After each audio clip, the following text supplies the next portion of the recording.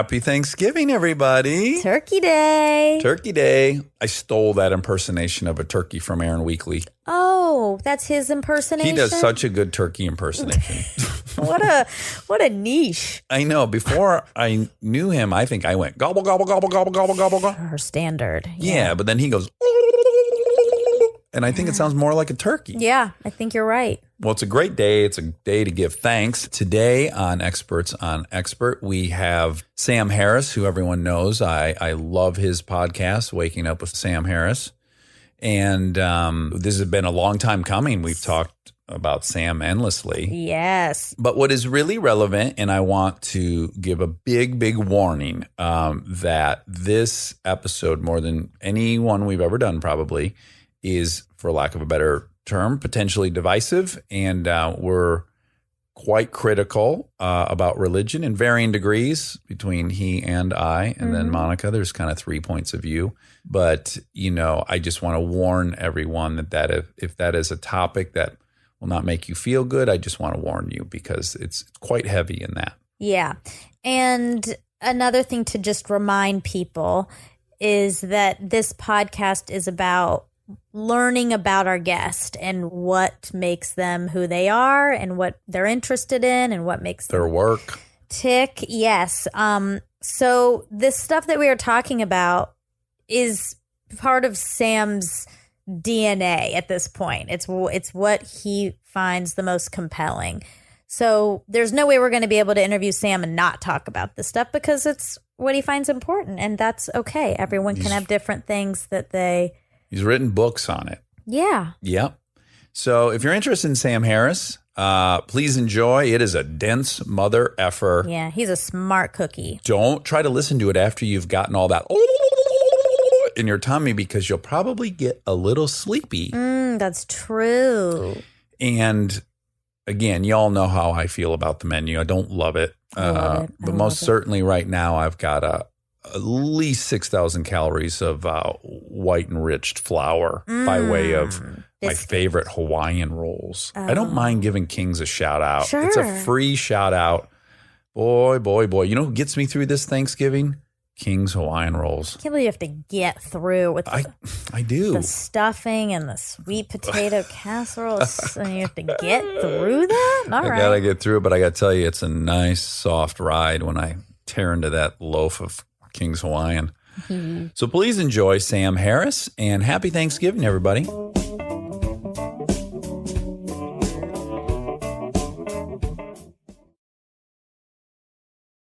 He's an armchair expert. He's an armchair expert. So, Sam Harris, I don't think there's been any person on our podcast that's been talked about more. I think we bring you up. If I had to say a percentage, I got to say it's 80%, right? At least, Probably. 4 out of 5 episodes, we either cite you or we talk about some other guests you've had on. So you are our North Star, even though our show doesn't resemble yours at all. Right. That's hilarious. Yeah. That's great. We even considered having a sound effect every time we bring it brought up. you up. We wanted to play a few bars from your theme song. Didn't we? Did we give you that music? You supplied it, and then we didn't work. We got lazy. Okay. It's not that it didn't work. We never followed through. I'm sure it would have worked. But for folks who don't, I do think a lot of our listeners have checked you out because we do talk about you incessantly. But for folks who don't know about you, you have a philosophy degree from Stanford. Yep. Yeah, you're a neuroscientist.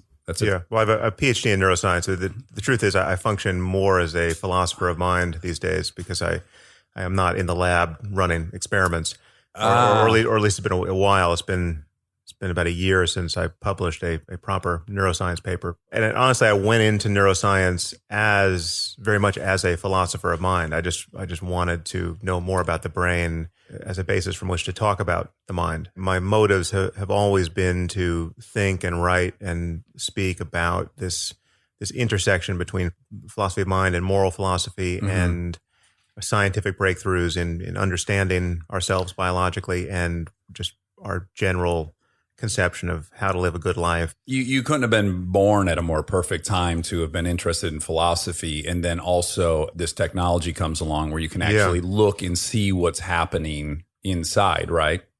to some degree. I mean, Yeah. we're Oh, yeah. not totally there yet, but you can propose questions to people, right? And then you can just watch what part of their brain is firing while they're evaluating that question, right? You could really study any act of higher cognition or emotion that is compatible with people being perfectly still inside a scanner. Right. Emotion is the thing that would kill your data.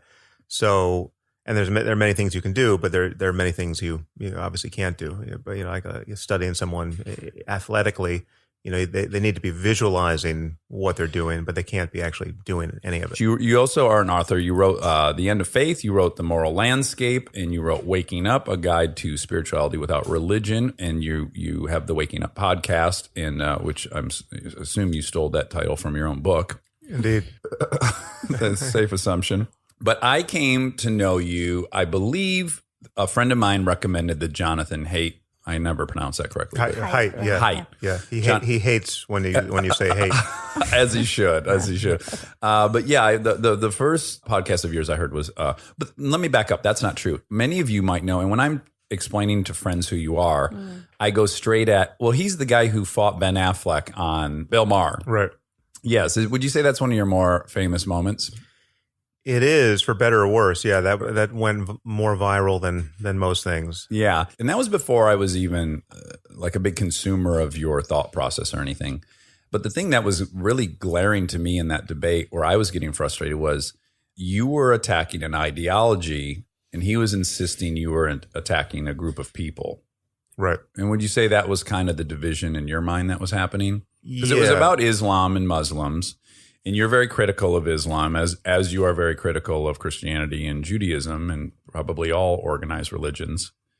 And I think you were trying to make the distinction saying, not only are we allowed to, but it's incumbent upon us to attack bad ideologies, right? We have some obligation to point out bad ideologies. Is that fair? Yeah. Well, so the distinction is utterly clear in my mind, but it's surprisingly difficult to get across for most people. So, and it sometimes proves impossible. So it's the distinction between ideas and people. Mm-hmm. And, I have a very strong sense, and I think there's a fair amount of evidence to back this up, that all the mayhem we see created by people in the world, most of it is not the result of bad people doing bad things they would do anyway because they're bad.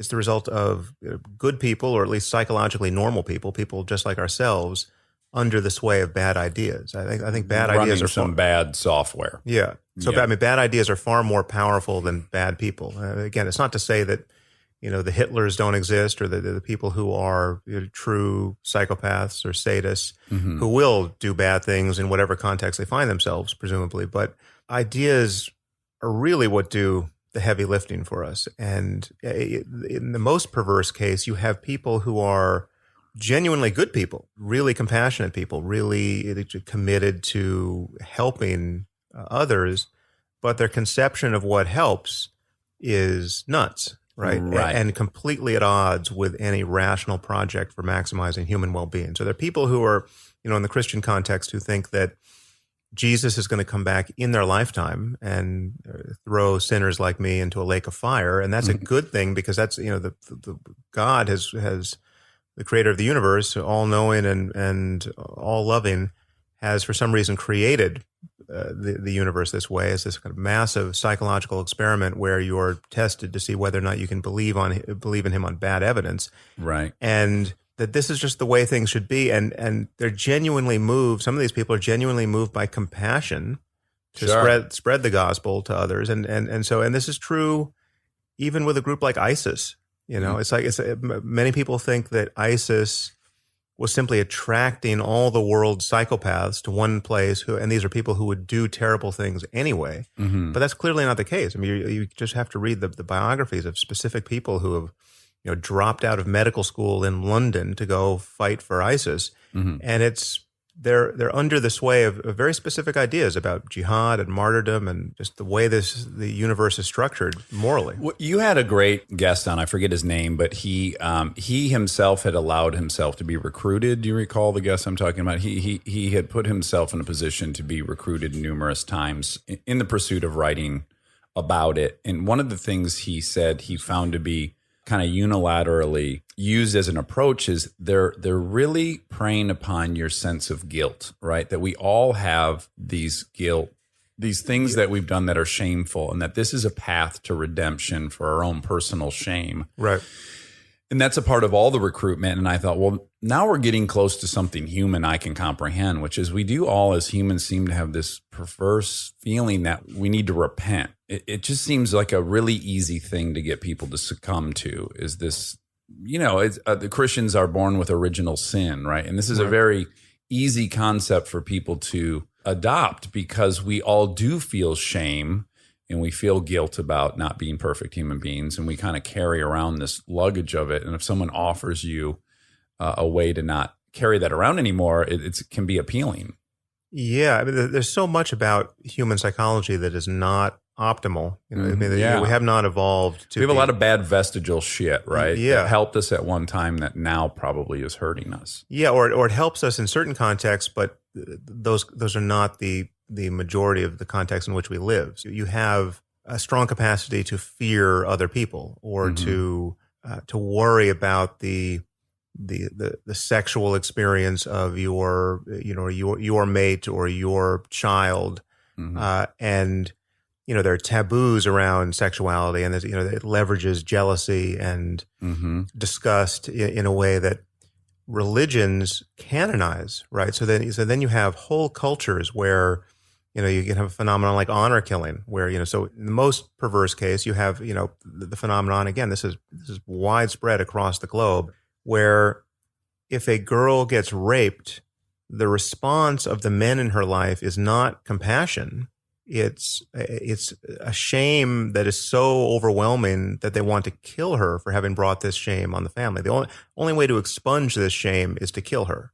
And this is where political correctness on this idea takes you. And so to come back to where we started, this was the fight I got into with Ben Affleck, because he just said, that any criticism of Islam was quote gross and racist. I mean, that's the meme that got exported from that encounter. It's just, I was clearly talking about ideas, and not only was I clearly talking about ideas, I said, I bracketed what I said with this claim that, it's very hard for people to make this distinction between ideas and people, right? Because it is, Islam is a set of ideas. You can convert toward it and away from it. It doesn't matter. The color of your skin is irrelevant.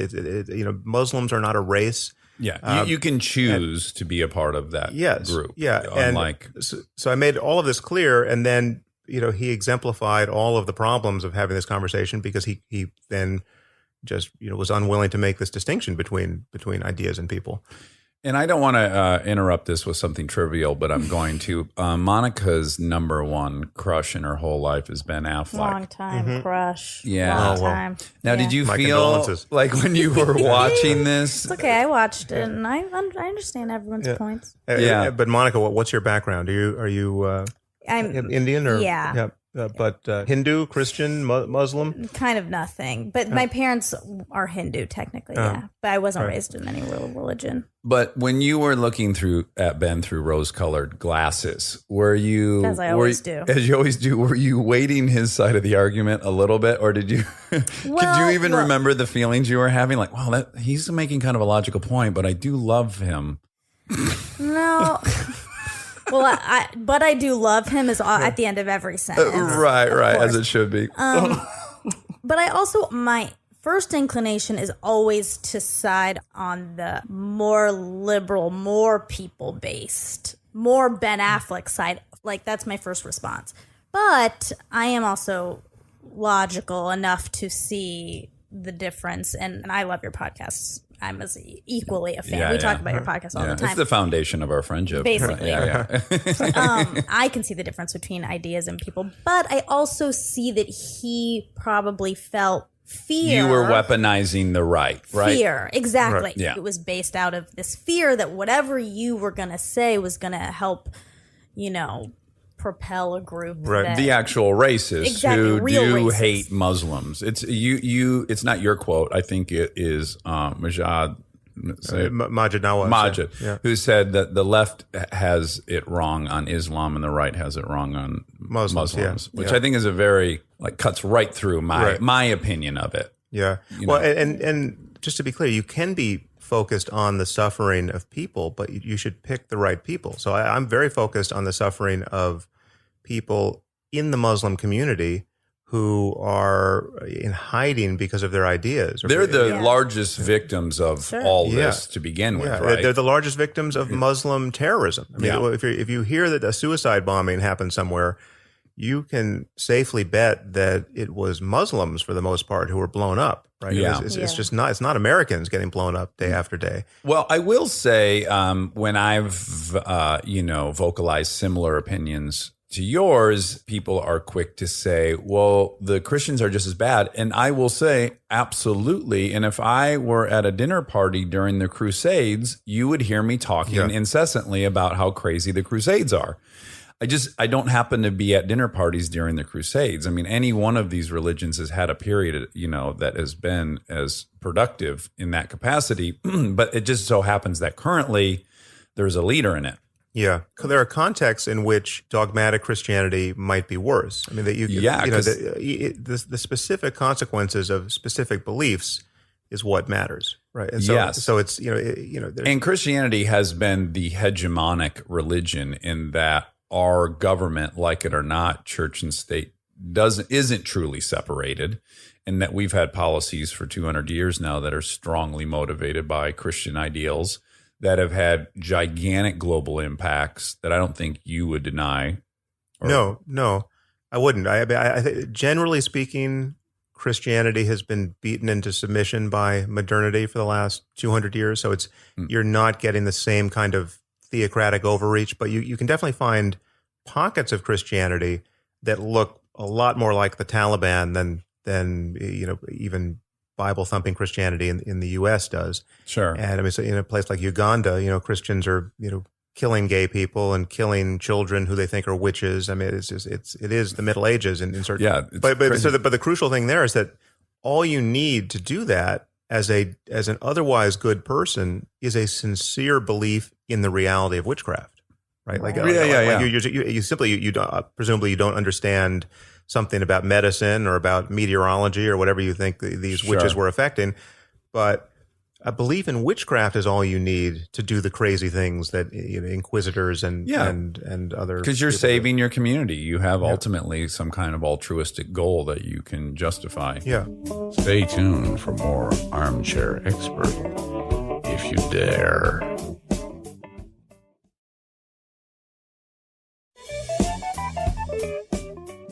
So those are all the ways I agree with you. Now, a couple of the ways that I feel like you don't give a ton of attention to is just by weird coincidence, I happened to read this book about recently about the CIA, arming what became the Taliban or all these mujahideen people against Russia. And then I also happened to watch like a 4-part frontline about the birth of the conflict between Iran and Saudi Arabia. I don't know if you caught that on Frontline. No, I didn't. It was really fascinating. But it gave me this kind of historical context that I was missing, which is there really weren't these big swaths of fundamentalist Islamists prior to the West dealing with Iran over oil in the Shahs, and that we really did create this modern fundamentalist. It wasn't anything what it resembles today in 1970, but we wanted to secure our oil. We had a puppet regime in there, right? And the Shah was overthrown in Iran, and then all of a sudden the Wahhabis in Saudi Arabia started going, well, we need to overthrow the royal family, and then the royal family, which at that time it was for Middle Eastern standards, a pretty liberal country, right? They started making all these concessions to the Wahhabis. And that all really started from our meddling in that area. Would you concede to that, or? Yeah, well, I would concede that we certainly funded and enabled and collaborated with certain of these factions. And, that this is the phrase blowback is what is used to describe what happened as a result, specifically with Afghanistan and Al-Qaeda. So, that's all clearly documented. The reality, however, is that the quote fundamentalists have been there for 1,500 years because it is the fundamentals of the faith haven't changed since the 7th century. Sure. So it's there to be leveraged. But they weren't really mobilized. Like there was an imperial power that was controlling them, basically. And it became a very easy villain hero story to sell and perpetuate, right? So we have to take kind of responsibility for that. We made it really fertile for that to happen. Yeah. But I mean, we had other things. No one should find it easy to globally defend the history of U.S. foreign policy across the board. I mean, there's no question we've done things that, at least in hindsight, look unconscionable. But you do have to keep in mind what a threat the spread of communism seemed and in fact was. I mean, this you can't be at all nostalgic about what reality was in the Soviet Union for people living under communism, and you certainly can't feel that it's a bad thing that communism hasn't spread over the whole globe, given what that reality was. So we were in. Yeah, now we have the advantage of hindsight going that we probably didn't need to intervene militarily. Those systems collapsed themselves. Right. But there was no way to know that. There was no way to know that. But it is frustrating when you watch any show on the History Channel. It's basically like this huge militaristic endeavor over something that was like it would have worked itself out. Yeah. Again, and I'm not clear how much.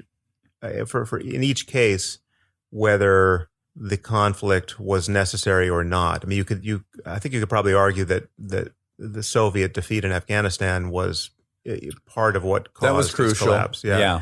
And just the fact that we were outspending them militarily to the degree that we were, and they were trying to keep up with us, and the bankrupting effects of that.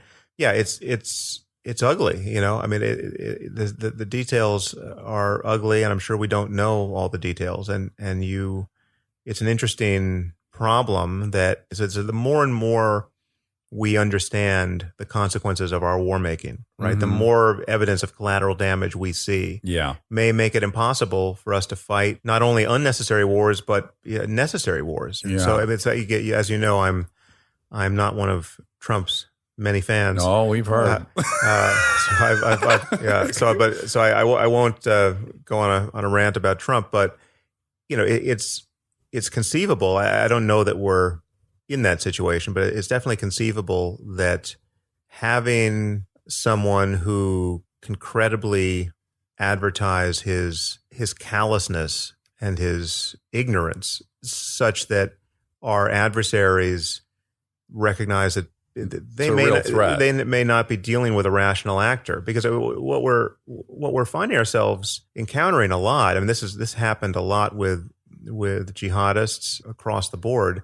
We have adversaries who consciously leverage our own ethical scruples against us. So like the starkest example for me here, and it's something that you never hear talked about very much, but it is morally and politically one of the more interesting and consequential asymmetries you ever find. You have the situation where there are people who use human shields, and then there are people who have to figure out how to respond to the people who are using human shields. Right. So you take it. This happens with the Israelis and the Palestinians from time to time, and it's happened with us in our engagements in Iraq and Afghanistan. And it is such an amazing thing when you think about it, because it is one group knowing that the other group is more civilized, more scrupulous, more concerned about the deaths of non-combatants that aren't part of their group. I mean, we're not talking about human shields, like in the Road Warrior, where they captured some of your people and you strapped them to the cars. And I mean, you have people who literally will put their rifles over the shoulders of children and shoot at our troops, and our troops will be unable to shoot back in the normal way and be deterred to whatever degree. But can I just want to own how I can relate to that bizarre thought process, which is I will be in my car. Let's say I'm texting and driving, and I get pulled over by the cop. I've just established that I'm willing to break a rule. I just did it. I openly break the rules of society. Then I get pulled over, and then the cop I interact with, I'm assuming he will act in complete accordance with the law to the letter of it. Right. Like I could push in any way, and I know he has to stay in this box, right? But it is very ironic because I just proved I personally don't give a shit about staying in the box, but yet I'm expecting this person to stay in the box and not pull me out of the car. You know, it is interesting that you can both be acknowledging the frailty of the laws and yet expecting the other person to adhere to them. Yeah, although in that case, it seems like you're engaged in. First, you've made a probabilistic calculation that you're probably not going to get caught, right? And so it's like you're not flagrantly, you're not breaking the rules with the certainty that you're going to get caught. But again, these. I'm not focused so much on rules here. I'm focused on the underlying ethics and compassion and concern about human well-being. I guess I just know what it's like to have an expectation that the other side is going to behave the way they're supposed to. There is an utterly cynical, fully conscious, and very systematic and well-informed program to use liberal values against liberalism. Right. And this happens, I mean, there are far more benign versions of this, but it is a kind of asymmetric warfare that liberalism is always vulnerable to its own scruples being used against it as weapons. But wouldn't you agree, though, that that's just a price we have to pay to live the way we do? Right. So, yeah, we both agree that that's, unfortunately, it's not unlike our legal system where it's like, yeah, we got to live with the fact that some guilty people are going to get off to ensure we don't put anyone innocent away. That's just, we got to make that agreement. Except for the corner condition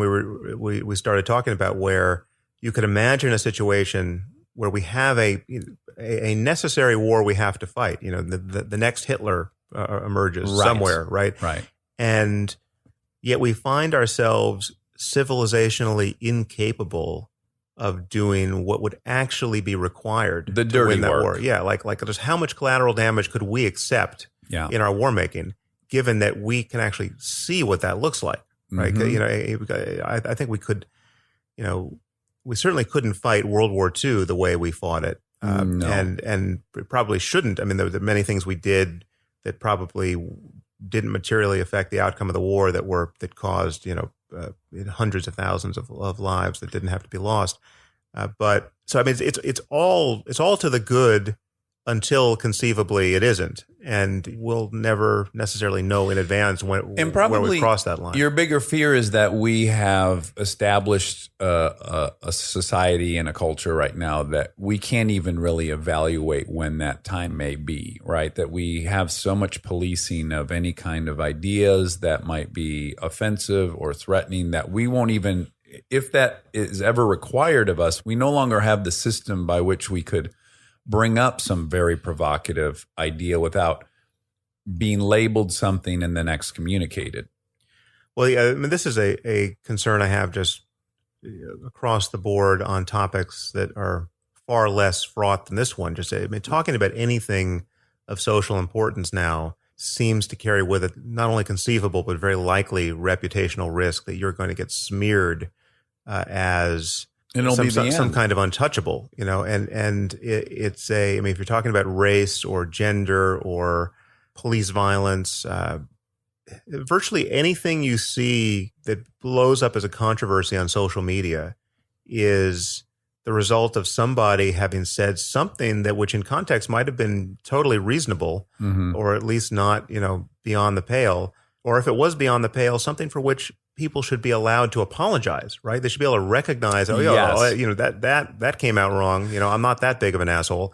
But it's amazing to the degree to which this is all being manufactured by social media. It's a technologically driven phenomenon. Yeah. Because I'm not encountering this in the real world. It is interesting. The example I've been giving a lot lately is, you know, Obama 10 years ago was openly against gay marriage and in fact was supporting policy to prevent that from happening. Yeah. We thank goodness we've not labeled him a homophobe for the rest of his life. We allowed for him to change his mind and then get on the right side. And I don't see the latitude for people to even get on the right side sometimes. Yeah. Or we have a similar fear, and that was one of the things I wanted to talk to you about is this kind of sensitivity on college campuses, which traditionally, if you believe in the ideals of the Enlightenment and you believe that a lot of our progress has come from people making kind of provocative claims, Darwin suggesting Eve was not made from the rib of Adam at that time was very threatening and offensive to a whole bunch of people, or the fact that we actually revolve around the sun and not the opposite. That got Galileo under house arrest by the Pope. So those examples we can look at and quite clearly say, oh, no, you need to always have a safe place to present something. And there is, I guess, and I don't know if I'm overreacting and overly fearful of this, or it is happening enough that it needs to be addressed. I fear that students now seem to have this idea that they have some kind of constitutional right to not be offended or have their feelings hurt. And it just seems very counterproductive to intellectual discourse and throwing a lot of things at the wall, finding out some are wrong, they don't hold up. We need to throw those bad ideas up there, don't we, to even find out that they don't hold up? Oh, absolutely. The model for me is really a philosophy seminar, where you'd be, in a philosophy seminar, when you're talking about the foundations of morality, for instance, you need to be able to think out loud about why something may or may not be wrong. And so, it is completely fair game, in fact, expected. It's just totally routine for someone in a philosophy seminar on a college campus to say, well, okay, so what exactly would be wrong about killing everyone in their sleep tonight? Right. So painlessly, right? So first of all, there'd be no pain. You're not imposing suffering on anyone. Yeah. And there'd be no one around to be bereaved afterwards. There'd be no sadness because everyone would be dead. So if the wrongness of an act relates to human suffering on some level, what's wrong with killing everyone in their sleep? Now that is a perfect starting point for a conversation about the foundations of morality. Yeah. And you have to be able to say that. And people have to be able to, based on a principle of charity, recognize that a perfectly good, non-murderous, non-psychopathic person would, in the right conditions, would be tempted to float that very idea. And free to evaluate it. But imagine what would be done to that person on social media if in a political context or a pseudo journalistic context, that comment were excerpted. Well, and people said, well, this schmuck can't even figure out what's wrong with killing all of humanity in their sleep. Right. Oh, or the Jonathan Haidt example of you go on vacation with your sister and you guys sleep together and there's no pregnancy involved and no one ever knows. Is that amoral? Like just going down that road. Yeah, you're a dangerous pervert for the rest of your life. Yes. If a famous film director proposed that question on Instagram, they would lose the franchise they're directing, right? Yeah. It's very dangerous. There's a really common debate happening currently. I hear it a lot on here and on TV and on social media, which is this notion of separating the art from the artist. Mm. And the thing I thought of today that I want to kind of compare it to and ask what your opinion is what we would never ask ourselves is, should we be able to separate the science from the scientists? So if we found out that Pythagoras was a confirmed pedophile, right, no one would ever suggest. It seems a good chance that he was. Well, that's true. He's in Greece. He's in ancient Greece. Different time. So let's just say he was. Yeah. He was a serial rapist of children. No one in the world would say, well, we should stop using the Pythagorean theorem, because it would be so blatantly obvious that this is this one thing the person actually did contribute to society and benefits all of us, and we can use it to great ends. And so no one would even consider that, nor would they with Galileo or anyone else, right? If we found out something terrible about them. So it seems so blatantly obvious that we should never throw out the science because the scientist is an asshole. Right. So my deduction from that is, if we are saying we should throw out the art because the artist was terrible, what we're really saying is that art isn't as valuable to human history as science is. Well, I think there's one more thing that could justify the double standard there, the seeming double standard, which is that with art, the value of the kind of the wisdom and creativity and insight of the artist being successfully transferred in that medium. So it's like, I think it's interesting to consider what your feelings about a work of art change if you are told that actually a person didn't even create this. This was just an AI algorithm that just randomly sorted through data space and came up with this painting of a beautiful painting of a little girl, right? Yeah. So you had this experience. You're looking at this painting. I mean, imagine, let's take a famous painting like, Christina's World, the Andrew Wyeth painting that most people will have seen. I'll pretend I know what you're talking about. Yeah, so Continue. go- Yes, get- a get beautiful, on- beautiful yeah. piece. Everyone I have Google this. I have a lithograph of it. Okay. So but this is a painting that has been much interpreted. Seems to, there are kind of many layers of meaning that it is successfully transmitting, right? Mm-hmm. So, for instance, it's the girl in a field looking back at a farmhouse. at the farmhouse. Right. I know this. Yeah, And- she's like in a nightgown. Yeah, she's in a dress but so. Well, I see a nightgown. You see Yeah, a yeah, dress. yeah, It's yeah, telling. that's right. We're already. yes, we're already at the crux. it's already the Tower of Babel. So A very sexy negligee. Yeah. So Yeah. she's in a negligee and she's in a field of marijuana. yes, Yeah. exactly. But she's far from the house, and there's something kind of lonely and sad about it. It's people look at it, it's beautiful, but it's sort of there's something a little dark about it. And then there's something about the way she's painted where I think it's plausible to say that she may be a paraplegic, so that she can't actually get back to the farmhouse, or Okay. the farmhouse is either further away than it would be for someone who's not compromised in that way, and so I'm sure there are many layers of interpretation that I don't know, but It sounds like you just transfer whatever your fears are onto this painting. no, but just imagine if we found out that this was just computer generated and there was nothing in the mind of the artist because there was no artist, right? Mm-hmm. That changes our sense of its value on some levels. Like, okay, this is just a kind of an accident of ones and zeros, Right. and I mean, it's not to say that you couldn't at some point in the future create an artificial intelligence that would be a real artist. It could even be a conscious artist. But let's assume that we don't have that now, and this was just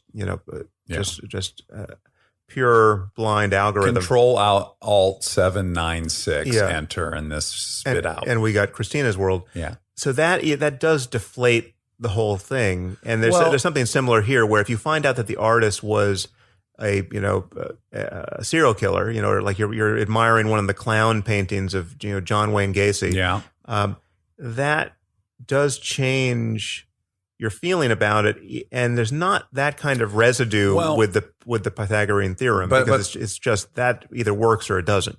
Okay, so there's two things. One is you would make the choice to let that affect your feeling of it. If you would be retroactively changing what your impression of the painting was. You decide. I liked the Cosby Show, and now it's not funny to me. Right. Well, it's not funny. At least it has another element to it, because in that case, I mean, now we're not even talking about just a work of art.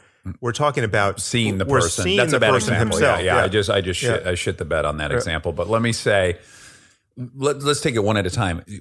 Do you think that Copernicus's contribution to humankind is more or less or equivalent to Shakespeare's? Well, it's certainly in the same ballpark. Yeah. Yeah. Yeah, and again, if we found out that Shakespeare was this horrific guy who was anti-Semitic or something, would we be making the right decision to rob all of us of his work and all the happiness and joy and flourishing that is derived from it because the source was tainted? That to me seems logically lazy or something. It seems like, maybe it bumps for you for a second, but you need to work through that. Well, you can sort of, again, there's no bright line here, but if you make the art good enough and you make the moral infraction of the artist trivial enough, well, then it becomes a non-issue. It's when those two, curves begin to cross, and the art wasn't that great anyway, and this person is a monster on the scale of Hitler. Well, then it's trivial. Then we know that we don't have to pay attention to this guy anymore. But the interesting territory is where the art is great, or the contribution to human knowledge Picasso. is great. Yeah, and the guy, by any moral standard of today, belonged in jail. Yes. That Sure. that's interesting, and there's no clear answer. It's you just have to. Well, decide. that's what I'm finding. It's like, and again, I think it's one of our failings, and you would know neurologically more than I do about why we're so drawn to it. But we're so drawn to a black and white yes or no. We have a definition, and we're so opposed to evaluating everything as it comes. It's so much more laborious to do that. But like, yes, as we go through these examples, I'll bring up Michael Jackson. You know, I think on any given day in the world of 6 billion people, probably several 100,000 people's day was made by hearing Beat It on the radio this morning around the globe. Right. And it just seems like a weird proposition to me that because he was likely a terrible pedophile, that those 700,000 people should not have a great day. It just that, and so it's interesting. You give that example, and people generally go, "No, I don't think we should take Michael Jackson off the radio." I don't think many people would agree to that. Many people would say, "Well, we should take Cosby off TV," which I have no dog in that fight. I didn't watch the show to begin with. And it is weird to look at the person, I suppose, that has done these heinous things. But it is all dicey, and it all almost requires a like per incident evaluation. But we have now aligned ourselves so firmly in left, right, all these binary compartments that it seems less and less possible for us to do that. Do you think that's a problem? Well, it is a bandwidth or cognitive overhead problem. And the reason why we need a sort of moral bureaucracy much of the time is that it just we don't have the time or the attention span to figure out everything as though it were the first time we were considering this problem in human history. So you just sort of you need to find bright lines where it's okay. Well, this is the bin we put everything of that type in, and we don't think about it. But in this space, it is. I don't see how we would generate those criteria. It really is a case by case basis of necessity, and it's also just not even it's not the government doing this. This is not a policy that has to be global or federal or even local. You're talking about what does Disney do with its archive when it finds out that one of its stars did something heinous, right? Right. And that just seems like a judgment call, which now, unfortunately is being driven by an amazingly thin-skinned concern about what's happening on Twitter in the next 24 hours. Yeah, it appears to me, without any data to back this up, that everything's being steered by the craziest 5% on the left and the craziest 5% on the right. They're making the loudest headlines, and then that is what people are reacting to. But just in this case of separating art from the artists, it appears that there's only two camps to be in. You're either in favor of separating the art from the artist, or you're saying, no, there is no separation, I'm against it. Like, those appear to be the options out there for people. If you're 18 and you're defining your identity, I feel like that's a camp you have to pick. Yeah, I just don't pick, because it's just there's a third option. Okay. The third option is give me more of the details, right? Like, and how much do I like the art, and right. How bad was this person, and how sure are we that there's not another side to the story? It's like so take Picasso as an example. I have a vague sense. I don't think I've ever read a biography on Picasso, and so I consider myself fairly uninformed about the details of his life, but I have a vague sense that he was young women, an incredibly boorish paramour of all the women who got involved with him. And, he's somebody who, by any modern standard, I'm sure was a total schmuck with respect to his relationships with women, and also just a colossal narcissist. I mean, that was probably of a piece with how he treated other people. So not someone who I would expect to meet and think, well, he's really a great guy. Like I really like this guy. Go camping with him. Yeah. But his art obviously is. I mean, he defined more than a generation of in the visual arts, and the idea that we would. I'm not sure what we would have to discover about Picasso that would make it remotely tempting to say, all right, enough is enough. We got to close the Picasso Museum. Yeah. We got to just purge every. But isn't there a potential hypocrisy there, which is basically, if you're a shitty artist, you better behave very well. And if you're a genius artist, then we can accept it. That does just morally feel a little hypocritical, right? Well, no, but part of this is the advantage that Picasso now gets of being dead and having done his work in another time. So today, the Picasso today, whoever that is, if he's caught with an underage girl who he's beaten up, there's no question that's a career-wrecking phenomenon. And it's probably a wrap on that. And it should be, because we're at a standard now. The time of when these people lived is relevant. Like, whatever he did then, which I think he was terrible, but in regard to the rest of the world at that time, he probably was sort of normal. That's probably how most people or maybe like themselves. A standard deviation. Yeah, exactly. But we have evolved, so we have to apply that to art as well and science, probably. Yeah. I mean, in honesty, I wish I had about 11 hours with you because there's so many things I have a tendency to not say the things that should go without saying. It's a bad habit of mine. I think you have a similar bad habit. Like, I'll start with the obvious. I absolutely adore you. I think you're brilliant. I enjoy so many of your arguments. But I've consumed several hundred hours of you. Right. I don't think anyone has this level of access to another person unless they're that person's therapist. Yeah. The truth is my wife doesn't listen to my podcast. So you may know more about what I think on certain topics than she does.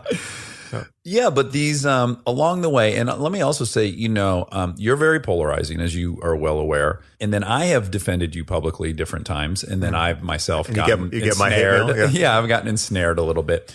And the thing that it frustrates me about that is I also think we are living in a paradigm where for me to like you, I'm condoning every single thing you say, which I totally reject. Right. I maybe agree with 30% of the things my wife says, and I fucking married her. Like, I am devoted my life to her, and I don't agree with most of what she says. Right. Well, I hope to beat 30%. Oh, you're way above 30%. But there are things that we differ on, as you would expect to differ. I mean, I don't know how anyone would just agree across the board with someone else. It seems very improbable. Yeah. Well, let's see if we can take my foot out of your mouth and you can tell me the things you disagree about. And so we can spare you. Well, but even before we do that, I just want to point out this thing that I just want to reject very publicly, which is like, I love Talib Kweli.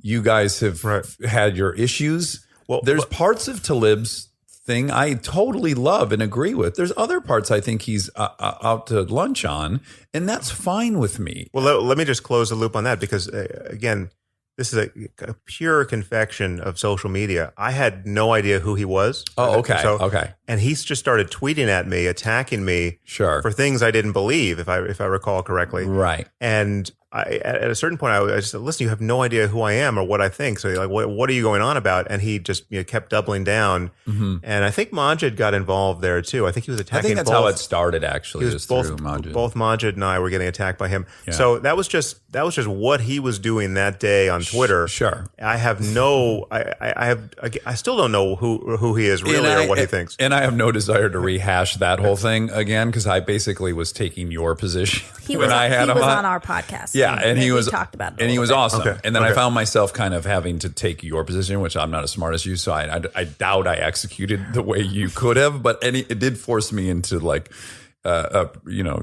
defending all of your thoughts, which was just an interesting experiment in and of itself. But I do think I really buck up against this binary thing where on social media, if I vocally state that I like you, that now that's an invitation for you to find the most arcane thing that you've ever said and then tell me I need to defend it or I am somehow this person because I like you. Yeah. And I think we've kind of lost a little bit of gray area where it's like you can totally like people and also disagree with parts of what they're saying. Oh, yeah. Do you find this at all? That like if you were to, I assume when you have someone like Jordan Peterson on, and I have to imagine there are a lot of points Jordan makes that you agree with. Yeah, I mean, so we've had now 4 public debates. I mean, they're not billed as debates, but they definitely have the character of debates, at least for part of the time on stage. And so there's a lot we agree about, and there's a lot we disagree about. And it's just that there's a value in having a conversation with someone who you're not totally aligned with, and especially if it's a good faith conversation where this person is engaged in the same effort you are to get at the truth and to vet their own ideas. And so if those conversations have been very useful and fun, but clearest example I've noticed of late of the kind of thing you're talking about. Did you follow this thing on Twitter with Mark Duplass? I'm friends with Mark. I have not heard about what happened. Oh, this was big on Twitter. So call Mark and ask him what happened. So I've never met Mark, but he's a lovely guy. Let me just start by saying that. He seems fantastic, and he seems I admire his work. But he went out on Twitter and he said, anyone who's I don't have it verbatim, but the spirit of it was, for all of my liberal friends, if you want to hear a smart conservative who will challenge a lot of your ideas, follow Ben Shapiro. Oh, okay. And then, the liberal mob went into Ben Shapiro's, tweet record and pulled out the worst things he'd ever tweeted. And Ben has got some whoppers, which he hasn't deleted. Whoppers. He hasn't deleted. He didn't delete them because he doesn't want to call. It's like an admission of guilt. Yeah, he didn't want to call more attention to them or make it seem nefarious that he was deleting them. But he has responded to. He's recanted them, and he's gone through every permutation of apologizing and contextualizing, depending as the case may be, the need for his past tweets and utterances. But he's got quite a paper trail, and so Mark got just savaged by his own audience, and I don't know if it was 24 hours later, but it was some very quick time frame, completely caved in and issued a public apology to his audience. And it was the worst example of the mob winning. I mean, it was completely unnecessary because it should just be obvious that he doesn't agree with everything. I mean, I disagree with probably 80% of what Ben believes about on any given topic. Ben's an Orthodox Jew, we don't agree about much. He's a genuine conservative, but there should be no reputational cost to saying, hey, this guy, he's on the other team. Like, I'm not aligned with this guy, but he's interesting. You owe it to yourself to figure out the best version of your disagreement with this guy because he's smart, right? Yes. That should be totally valid in Mark's world. And what his fan base or the segment, and this is another problem with social media, is that who knows who he was actually hearing from? I mean, in his feed, he felt like there was a consensus. It was a tsunami of consensus. Yes. Saying you have just destroyed your career. Yes. Right. And yet, what was it? Was it 1,500 people telling him this? It was at 1%. Right. It's the most vocal, most. And don't you think that's uniquely on the left, where we can't wait to eat one another? Like we're so excited to eat ourselves. Yeah. This is an asymmetry that I've long bemoaned, which is that on the left does something that the right never does. It eats its own in a way that is totally, politically speaking, dysfunctional and masochistic. And you could see it in the juxtaposition of what happened to Al Franken and what didn't happen to Roy Moore. Yes. So Al Franken had crystal clear. Yeah, it's like whatever. Yeah, I'm not sure what should have happened to Al Franken. I mean, it seemed, but the juxtaposition with Roy Moore, who was not even bothering to deny that he, as a 30-year-old man, was sleeping with 14-year-old girls. Right. He was paying no penalty at all in Republican circles. Now, I'm not saying that the left should be more like that, but this is an asymmetry that the left will suffer under in any head-to-head contest against the right. Stay tuned for more Armchair Expert, if you dare.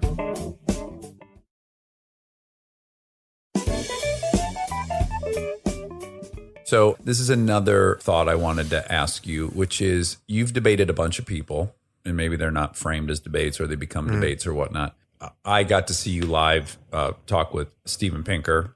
Yeah, that hilariously, we were having sound problems in that theater, and you were adjusting the monitors. And so I can't tell you how many people were amazed that I've got, so that like celebrities are coming forward to adjust the equipment on stage to. Well, you're clearly getting feedback from the monitors that were pointed at, and I just couldn't sit there and do nothing. And I was like, this is so arrogant of me to get up and start adjusting these speakers, but someone has got to do it. Yes.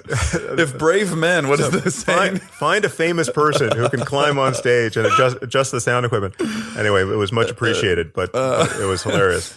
But the one thing I'm curious about, because I'll hear episodes of yours and I'll think you fared one way or another. Sometimes I think you kind of decimate people. Sometimes I think people make better points on certain topics. But when I'm talking to fellow Sam Harris heads in my social circus, that's a great Freudian slip.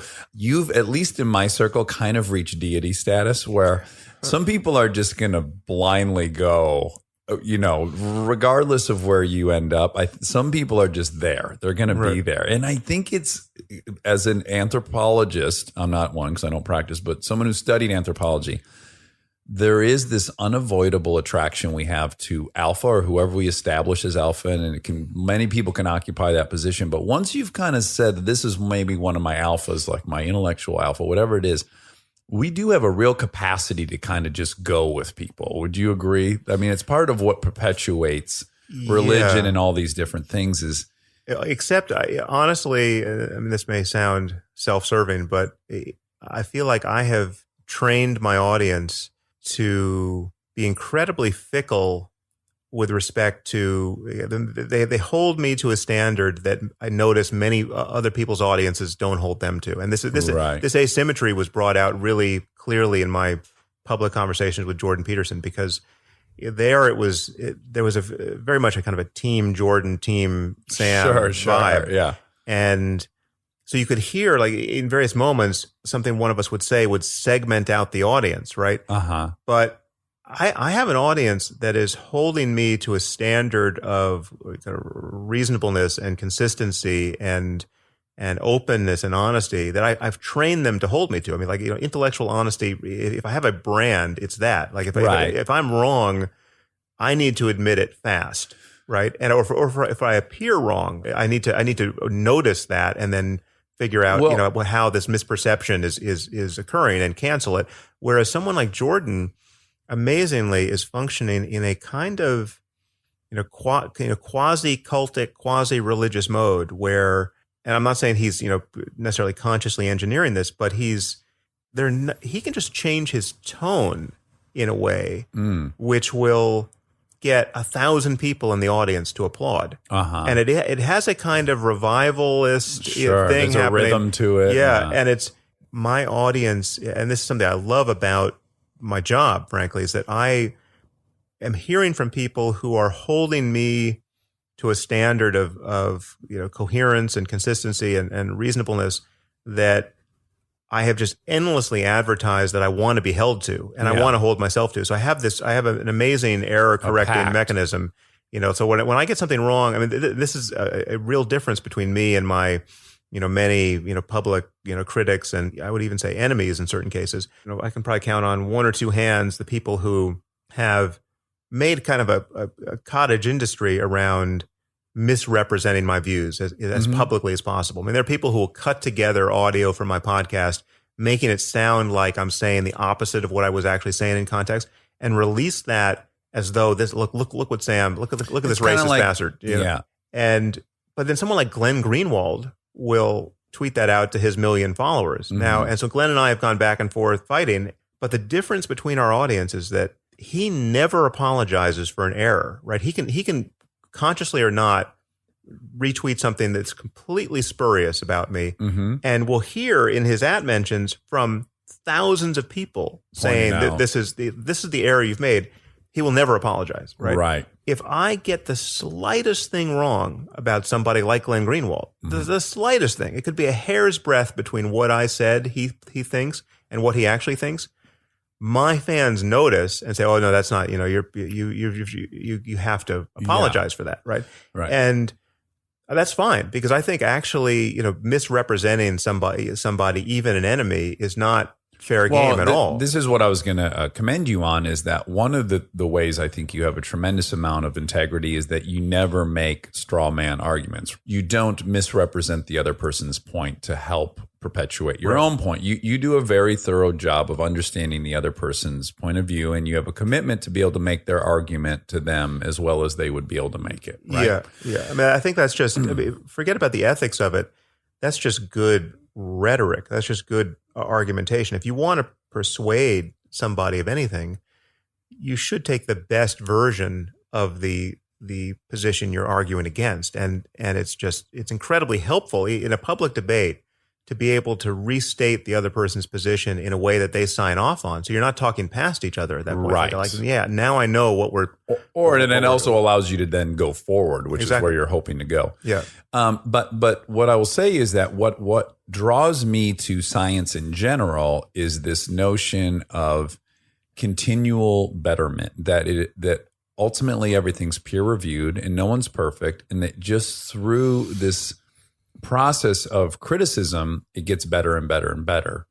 And that's what science has over the Bible, which is the Bible is just written. There's not going to be any updates, and there's no new chapters. No one's going to account for any of the things we learn.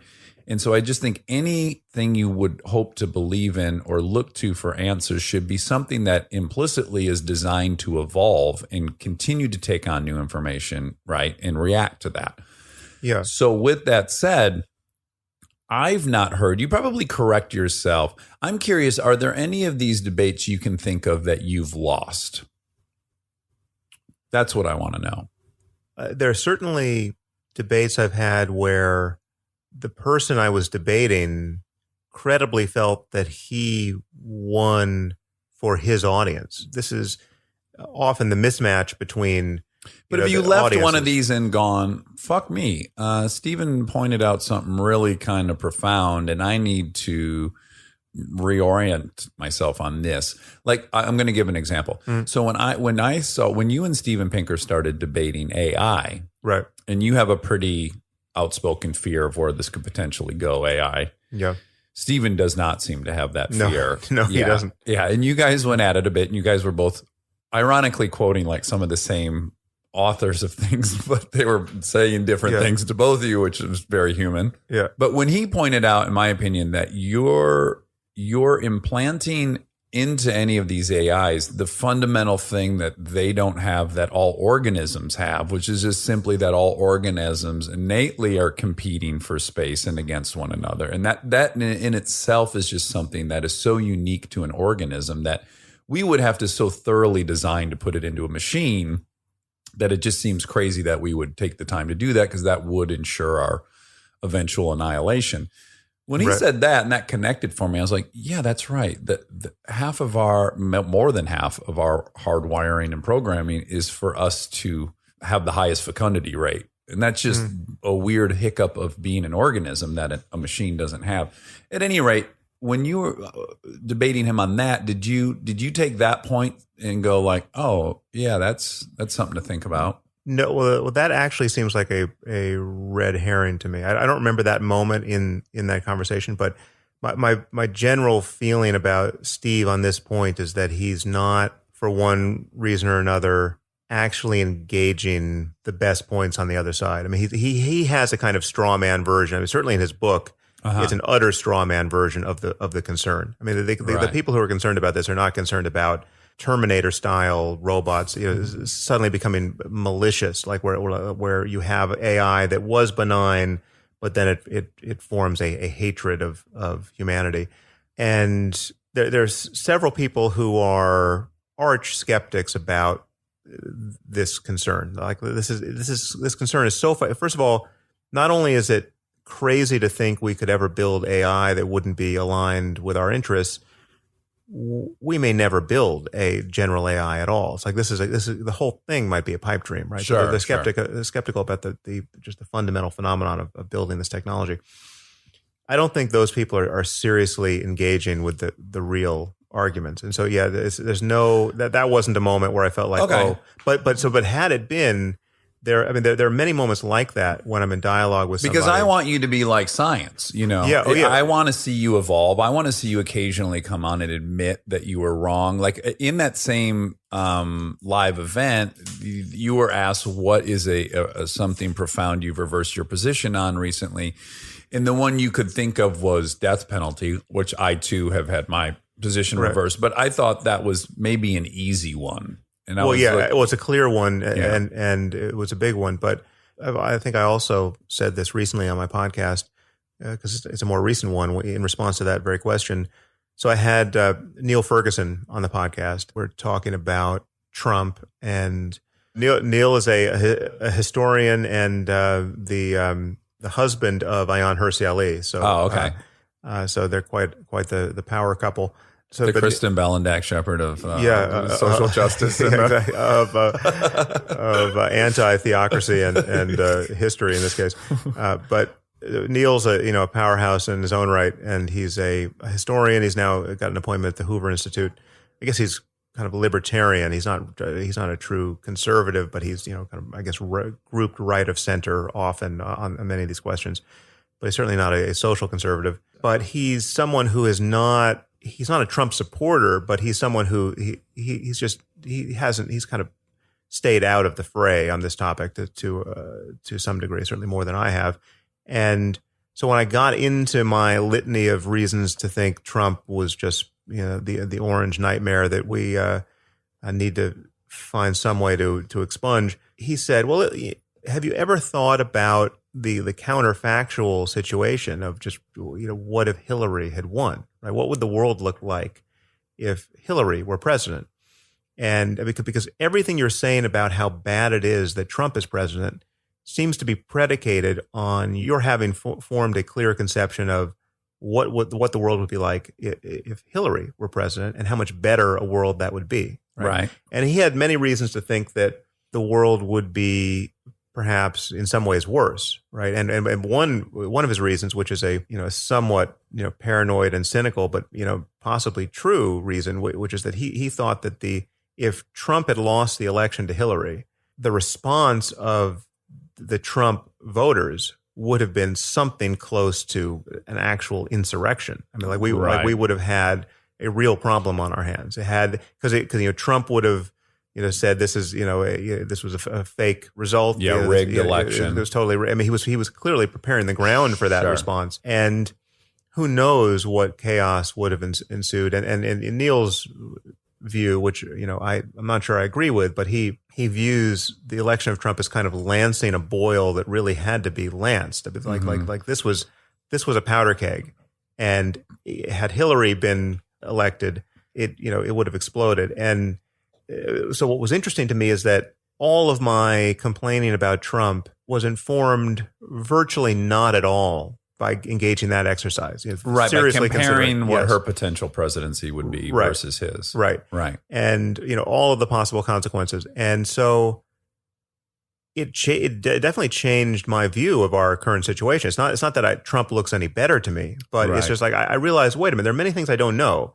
I'm being motivated by a presumption of knowledge that I don't actually have, and so it took a lot of the energy out of my concern. Vitriol, yeah, and so that was a quote debate style point that landed, but this is just the way I am, which is noticeably different from the way many people I engage are, which is that, and I've said this many times on my podcast, I don't want to be wrong for a moment longer than I need to be.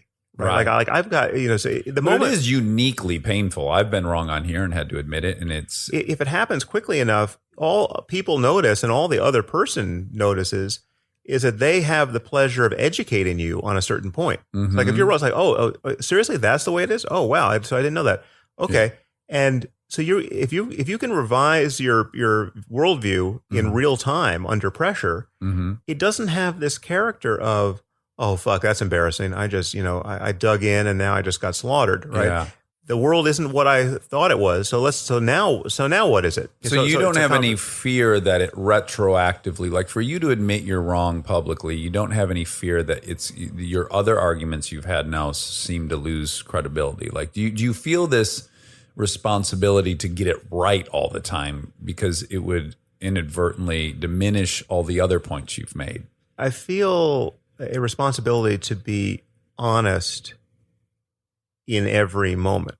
Right. So if I'm wrong and don't see it, well, then that's not an error. I mean, it's an error, but it's not a violation of my core ethic, which is to be honest. Right. So if I don't see it, if I don't see it, I don't see it. Right. Right. Maybe there's something I don't understand. Undoubtedly, there are many things I don't understand. So I'm wrong about those things, or capable of being wrong about those things, because I'm just ignorant of certain facts, or I'm not logical enough, or whatever it is. Yeah. The moment that I recognize that I'm in the presence of someone who's making a good point that is running against the grain of one of my stated beliefs, I mean, those dominoes begin to fall really quickly for me. It's and that is actually the pleasure of conversation for me. So and it's great to have a podcast where you can do this, where you can just invite some smart person on who's much more of an expert on any given topic you might be talking about than you are. I mean, there's some that's very admirable, because you have a specialty, which is neuroscience, and really you're rarely talking to a fellow neuroscientist. Yeah, right? yeah. No, it's very often, at least 90% of the time, I'm talking to someone who knows much more about something than I do, and that something is forming a significant part of the conversation. Right? Yes, this is the position I currently find myself in. I'm at least in a lazy boy.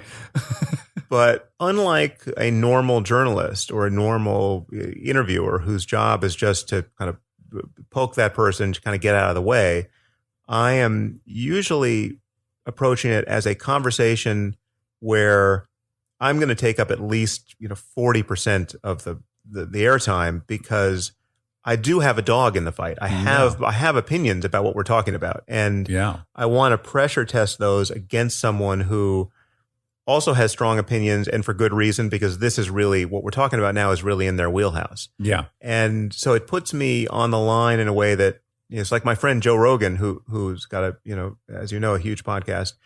We've talked to many of the same people. But at the end of the day, he can, if he puts his foot in his mouth, he can say, what the fuck? I'm just a comic, I'm not, I don't have to get this right, Yes. And so he's doing a high wire act, but there's a net, right? Yeah. I have a high wire act, and if I'm falling, it's just it's a different dynamic. But for me, there's nothing at stake as long as I am honest, right? So I'm either honestly wrong, or I recognize that I'm wrong, and then I change my commitment, more or less instantaneously. Right. This could just be my own personal preference, but I'm always curious is, if you think about epistemology, right? How we know what we know. I'm equally as interested in why I chose the things to learn about as I am the actual things I've learned about. And even when you and I had dinner, I was falsely seeing a parallel between you and I, because we're both children of divorce and stuff. Right. And but so only one of us races motorcycles. Yes. Well, that's true, but I'm focusing on the similarities. It would be fun for me to hear you question even why you're drawn to the things you're drawn to. Or is that something you do? Or do you think you have a handle on why you're clearly drawn to the empirical, right? There's some kind of comfort in that. Are you interested in why you're interested in things? I guess that's my question. I don't do a lot of that. I guess the question I have asked is, why am I touching topics that predictably produce so much pain? And I don't need to do this, right? Why do a podcast on race? From any angle. What's in it for me now?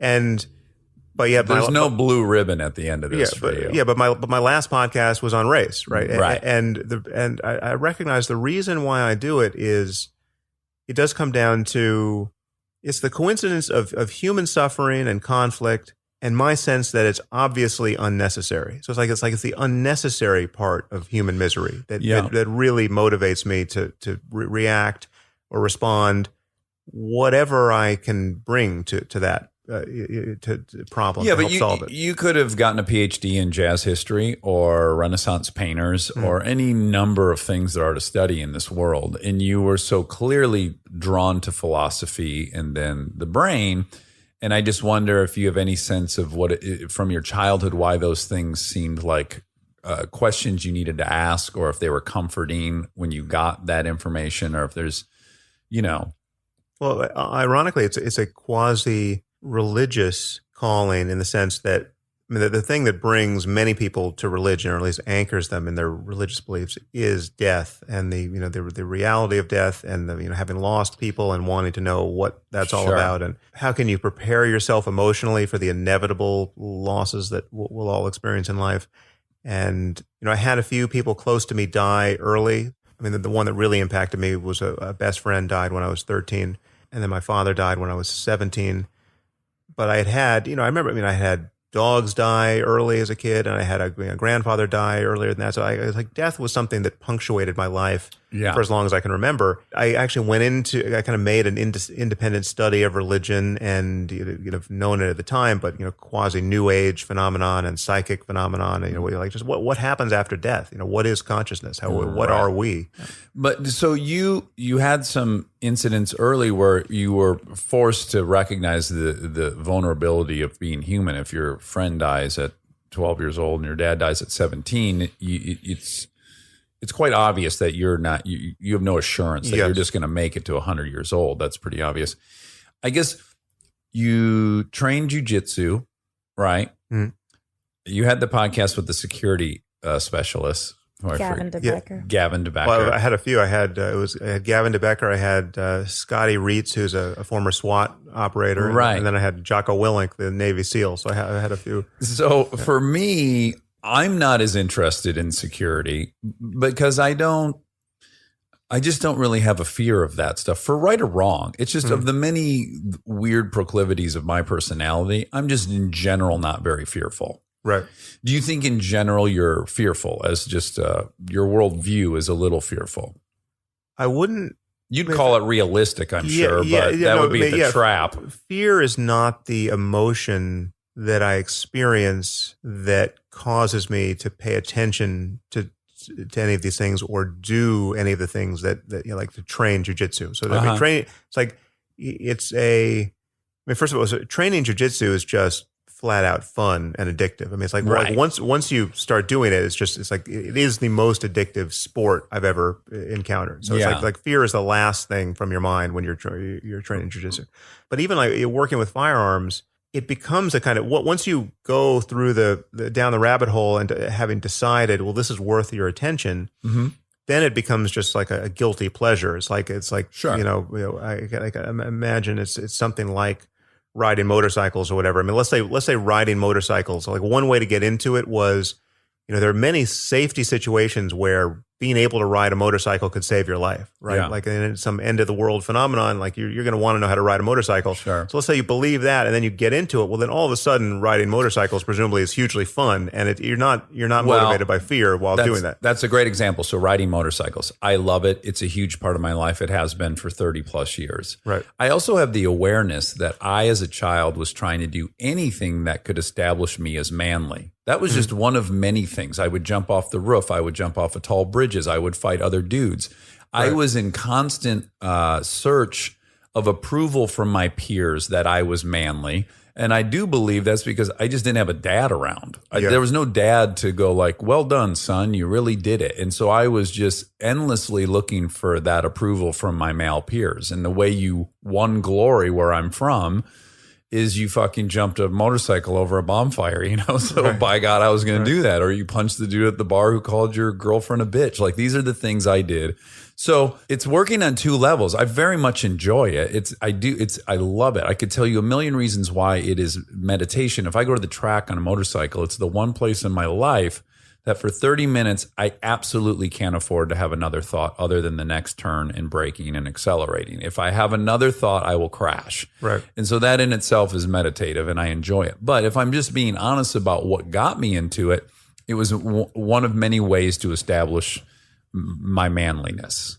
And I have a neuroses like any human being, and it's one of many, Yeah. Well, so there is something similar for me there in that, also having been raised by a single mom, nothing ever happened to impress this on me. But I think feeling like there wasn't a man in the house, Right. And feeling that there's some reality of vulnerability. Physical you have a mom who is out having to function out in the world with her young son. At a certain point, the young son can perceive the world to be a hostile place, or perceive the stress in his mother, when she doesn't feel safe. And, and we traveled, and I mean, she was, by my lights now as a parent, incredibly brave in how she took me out in the world. We went to Africa, we went to China when it just opened up. I mean, it's pretty baller. Yeah. I mean, she for is a single mom. And she had never, she didn't have a history of having traveled, as a young person. So she just wanted to travel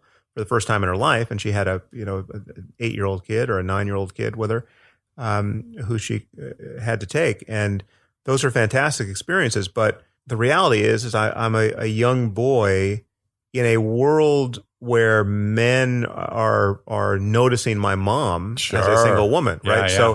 So me too. I hated when my mom wore tank tops because she had big boobs. I was like, "Geez, Louise, I can see guys are looking at my mom's boobs." So I don't have explicit memories of that, but I'm sure that happened. They happened. So I'm sure that got in there, but then it's just a matter of having thought through these admittedly somewhat rare circumstances, but the truth is they're not all that rare. I mean, I feel pretty rational in the degree to which I prioritize certain risks. For instance, or like most people, I have some nascent anxiety around flying, right? So like if you put me on an airplane and there's, any significant turbulence, part of my brain is saying, okay, is this the moment where, it all ends?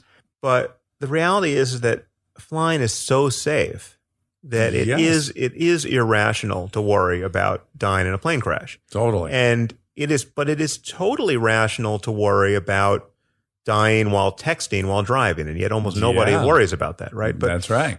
Or of heart disease or cancer or exactly. any number of the big killers. Yeah. And so the things I worry about are fairly in proportion to the actual risk, insofar as I understand these risks. Again, the psychology isn't fear in the sense that it's like putting when you put your helmet on to ride your motorcycle, or when I put my seatbelt on in my car, it's not fear that is inspiring that move. It's just an awareness that the difference between getting into an accident with the seatbelt on or off is enormous, right? So it's worth putting it on. Yeah. And it's the same way with locking my doors at night. It's like I could just leave the front door open, but there's a reason to lock it, and yet implementing that is not at each moment driven by this feeling of anxiety. At least, I'm certainly not aware of it being. Have you ever had psychotherapy? I did, but a long time ago. Okay. Did you like it? Do you recommend it at this point for me? No, I'm endlessly curious why I'm doing anything I'm doing. I don't think I'm just randomly doing anything. I mean, it feels like I am. I'm responding to a sensation of hunger or horniness or all these things, but way lower than that. I am usually the victim of something I'm overcoming from my childhood. I think it's kind of inescapable. With respect to what I pay attention to, like on my podcast or what I write about, that's largely driven by there's two filters. Like, is it interesting and is it consequential? And I mean, sometimes just pure interest wins, and sometimes just pure consequence. I mean, this is sort of boring, but there's no way around it. Let's talk about how bad social media is or whatever it is. Yeah. But it's the convergence of those two things where this is actually ethically or intellectually interesting, and it's also either hugely consequential now or it will be. I mean, it's like AI is a great example there. It's like I think it stands a chance of being an enormous problem if we do it badly. And it's just very cool to think about too. And when you did you read Homo Deus the second? Yeah. When he starts talking about what your phone could potentially do is it's measuring your cortisol level and your blood sugar, and you're about to walk into a meeting and it tells you don't speak in this meeting because the last time you did when your levels were this high, you got reprimanded. Like that kind of being able to set a goal for yourself. That's basically setting a goal for your narrative self. That's going to be at odds with your experiential self, is fucking fascinating. And what will the device prioritize, your narrative self or your experiential self? That is a fascinating thought experiment, I think. Yeah, and it's one that we need to run for ourselves, even in the absence of that technology. I mean, Absolutely. So much of what we do is this negotiation between what it's like as a matter of process to do those things and the payoff of being able to retrospectively say we're satisfied. Feel to good have or done bad that about thing. it. Yeah. It's in my experience on planet Earth, rarely do those things meet peacefully. Almost everything I enjoy doing is something that my narrative self was not going to be proud of Right. that night. That's the tragedy of the human condition. So, in keeping with what we're talking about with fear, so I too share your critique of Islamists. You know, I have a fear of that. But I also would recognize, and I've heard you already admit to this, but I'm going to take you further down that path, is crazy high improbability of ever being the victim of a terrorist attack in the United States. Yes, except, I mean, there's one caveat there. Yes, it is true to say that very few people are dying in the United States from terrorism. Yes. Right? I mean, really tiny, less than lightning. Yeah, Islamist or otherwise, right? Yeah. But it is also true to say that there are people waking up every day trying to figure out how to get their hands on nuclear material or biological weaponry so as to bring off an attack that is orders of magnitude bigger than anything we've ever seen, right? Yes, that's certainly true. But I think the more compelling argument you've made is that it's not really about the terrorist attack. It's our response to the terrorist attack. So the last time we had a significant one, 9/11, we invaded Iraq and we invaded Afghanistan, and we've spent $1.5 trillion on those endeavors. And so the reason it's so paramount, this issue, is that our appetite to overreact is so large that that's what we're really trying to alleviate or avoid. Yeah, and we have to price that in, because I think that overreaction is inevitable, and some of it is not. Some of it's just like what happens to the stock market when the next 9/11 hits, right? You know, like what global financial crisis could that precipitate? And I agree with you on both those points. But my question to you is, if that's true, and I agree it is, then why not make the focus of your work confronting the disease and not the symptoms? So the disease is human overreaction, which I think is... Well, no, there's two diseases, because the other disease is the fact that hundreds of millions of people at a minimum think that you should be killed for leaving the faith. I mean, to take Islamism as this one problem, right? So, you know, I know the sorts of people who are now threatened with death for having left the faith, right? So like this is a human rights concern that is so much bigger than the kinds of legitimate concerns we have in our society, where we're just not getting it right in terms of, you know, political equality between men and women, or, you know, transgender issues, or like all of that stuff. Fine, let's worry about that too. But I know people who are in hiding for saying that for being gay, or for you know, or for saying they doubt the existence of God. And you know, this is just on a human rights level and kind of a freedom of speech level. A traditionally liberal. Yeah, this is just, as the liberal in me finds this intolerable. The feminist in me, who's actually concerned about the plight of women, you know, if I go down the list of, you know, like, let's prioritize this. Well, you know, the fact that 98% of girls in Somalia are still getting clitorectomies, right? And knowing the details of what that's like. You know, we called it female mutilation when we were in anthropology. Well, just don't call it female circumcision, because that gives people the sense that it's somehow equivalent to male circumcision. And so, you know, how big a problem is that? And really quick, let's just say that the difference being is that the ultimate goal of male circumcision, when it was enacted, was cleanliness. And the true motivation behind a clitorectomy is to deny a woman pleasure during sex. Yeah, and those are different goals, right? Yes, and the details of the procedure and the health ramifications, all of it is just, I mean, is just, you're misled by a term to call them both circumcision. Yeah, you know. So if you're actually concerned about women, I can't see how, you know, having battery acid thrown in the faces of girls whose crime is just trying to go to school in Afghanistan, like how that isn't just so important to focus on. It is a kind of just coming back to the terrorism angle. There are two problems. There's our potential overreaction to any human engineered act of terrorism, but then there's just this clash of worldviews, which has just millions of casualties, and it's clear what the right side of history is here. You know, like we don't have to debate whether girls should be allowed to learn to read anymore. But how does one focus energy and confront this irrational overreaction that we all have? Because it's kind of centered in this notion, right, of blame. Was it Paul Bloom who was talking about it? Who was talking about when you can, if you're just the victim of an accident, medical malpractice versus the guy who was fake giving people cancer to treat them, it's the results are the same. Yeah, because we've attached blame to it. Betrayal bias is what betrayal bias. Yeah. Because if we as a country were just about alleviating as many untimely deaths as possible, we would start going through the list. If we were allocating resources, and this includes our military and everything else, right? We would start with cancer, or we'd go to heart disease. If we truly were honest about wanting to prevent death, we would confront and attack and allocate resources to about 6,000 things before we got to many of the things we're most upset about. Yeah, except certain things trouble us more than mere death. I mean, it's not necessarily wrong to be troubled by them. So, you know, to have someone in your life die of heart disease suddenly is one thing. To have them run over by a car is another thing. To have them raped and tortured and then murdered is another thing. Now, the net result is the same. They're no longer here, right? And you're now deprived of their presence in your life quite suddenly and unexpectedly.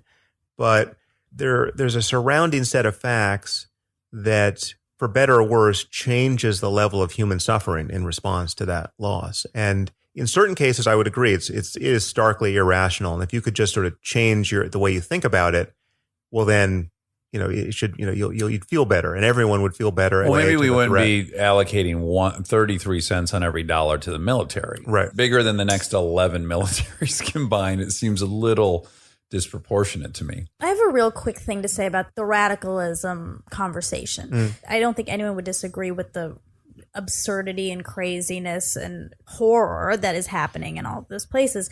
But don't you think that just saying that over and over again without solutions is not all that helpful? Like when you had Fareed Zakaria on, I feel like he was really kind of saying that, like, education. But I mean, that was an example of a kind of an illegitimate move he made. I mean, he sort of played. It wasn't the race card, but it was kind of the quasi race and culture card. I mean, basically, he said, "Listen, I come from the community. Sure. I'm a Muslim. You're not. You know, I know that what you're doing is counterproductive, right? And it's a trump card he could play with me, which he can't play with Maajid Nawaz." You know, right. and Maajid and I are totally aligned on this. So that it was kind of an illegitimate move because it wasn't certainly not an argument I take seriously. But it's just there clearly is a path forward, and it's the path forward that every other religion has been forced to take, which is to moderate its crazy medieval views under pressure from secular, humanistic, scientific, democratic, liberal values. And so, but I don't think you're representing his position super fairly, because I listened to that and I loved that thing. And to me, I heard you both saying the exact same thing, too. Which is that this change has to be led by moderate Muslims. You were very insistent that for that to happen, we must first start with acknowledging all of the asinine parts of the scripture. And that it first needs to be debunked, right? Or acknowledge that, let's say, jihad is bad or whatever. That you were pretty, I think, dug into this notion that, no, that needs to be a part of how all this happens. And I think he was saying that's not going to be helpful to them. You coming in and pointing out all the errors in their thinking isn't actually going to be the solution. It's going to be the moderates who have already become a little more moderate, living as an example and then intervening. So I just So I mean, because again, I have the evidence. There's two things. One is I acknowledged, and I'm sure I acknowledged to Fareed that there are different roles to play here. Like my role is not to be, not to parachute down into Islamabad and start talking, right? You don't think that would go well? Yes. I'm not tempted to try. Put your jujitsu to the test for sure. My fear-based worldview suggests that it would be a bad experiment.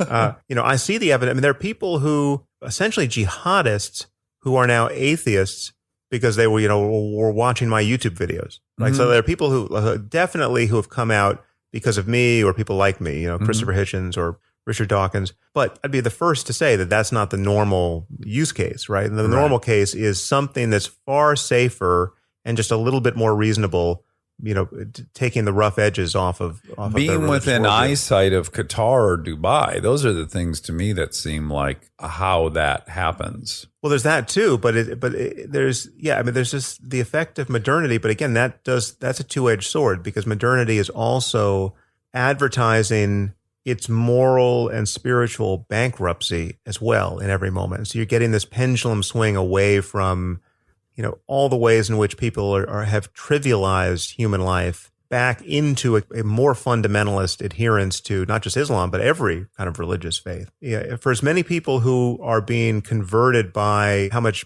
better life is getting materially and socially in, the West, say, or in, a place like Dubai compared to a place like Afghanistan. Yeah.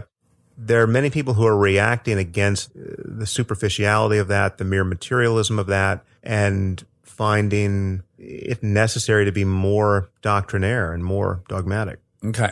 The last thing I want to say is there was a really interesting moment when you interviewed Eric Weinstein, where he was kind of going through the fact that he had a pretty traditional Orthodox Jewish wedding, I believe. And he himself is self-professed atheist, right? And you were kind of like questioning that. And he just simply said to you, well, that's because you, Sam, would put truth at the number one principle in your life. Like, truth is the number one guiding light in your life. What was profound about that observation to me was simply, I too put that. I fetishize the truth. I want some kind of certainty, and it just occurred to me, oh, wow, it is a choice you make, and you could put any number of things in the number one slot, right, that you're trying to service in your life. It could be truth. It could be compassion. It could be love. It could be any number of things. And I was thinking, you're married. You've stayed married, which leads me to believe there has to be many times in your real life where it's on the table for you to point out that that's inaccurate, what she said, that that's not actually what happened on the way to get groceries. But you smartly go, that's not going to be my priority right now. My priority is going to be comforting my partner, who I did something that triggered some emotional thing in her or a fear. And my job in this moment is to throw away the facts and get to what's important, which is comforting my partner, which I've agreed to do. Does that happen, or you don't ever budge on that? You go, no, well, I did not run the stop sign. Yeah. I can tell you why I stopped for 2 seconds. Well, I mean, I'm a little more of a stickler for truth than that. But yeah, I mean, so this is something I get into in my book, Lying, and so it's not something that truth is paramount for me. I mean, it's close to that, but it's more that honesty is paramount. And sometimes the honest truth is that you don't know something, right? Yeah. Or your state of knowledge is like essentially a coin toss. You have a 50% sense that it's a 50% likelihood that something's true or false, say. So it's to honestly represent one's knowledge of the world to oneself and to others is my default position. But as you rightly point out, there are cases where you feel like you have to pick your battles, or there's no reason to go there, right? There's no, like, there's some or it's about being you're honest about your objective, which is to be a good partner to somebody. Yeah. But I find that honesty and the truth, insofar as you can apprehend it, tends to be so useful that there's rarely much tension between being honest and being good, or being or supportive or compassionate or a good friend. Now, it's not that I'm never in that situation, but once honesty becomes your kind of master value, right? and everyone in your life knows it, then you sort of train everyone in your life to know what to expect from you, right? Like you're the guy. Like, people don't often ask me what I think unless they actually want to know what I think. Sure. Right. You know. Yeah. Now, and they're Like, do you like my overalls? Yeah. Right. Yeah, exactly. Yes. I very much like them on you. Yeah.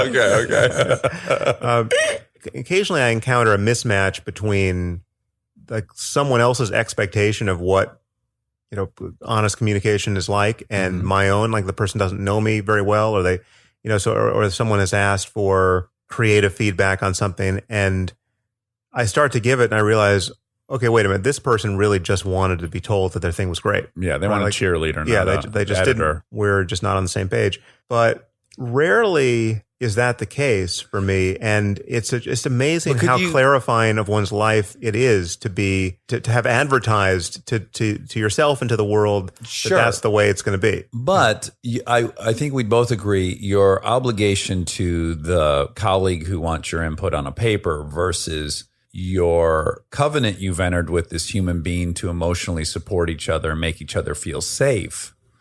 Right. That the stakes of that are much higher, and they do require, I mean, just in my own case, they definitely require, my wife will go, you never offer to do blank. And in my mind, I'm like, well, no, Wednesday I did. Right. And then I think Sunday I remember I did. Like, and I can start building a pretty defendable case that she's just erroneous in this claim. Yeah. Yeah. And it's so tempting. I want to do it. No, I get tempted by that, but it doesn't yield what I'm ultimately trying to achieve, which is I should be always trying to make this human I've committed to be with feel as safe and taken care of as possible, at the expense quite often of reality.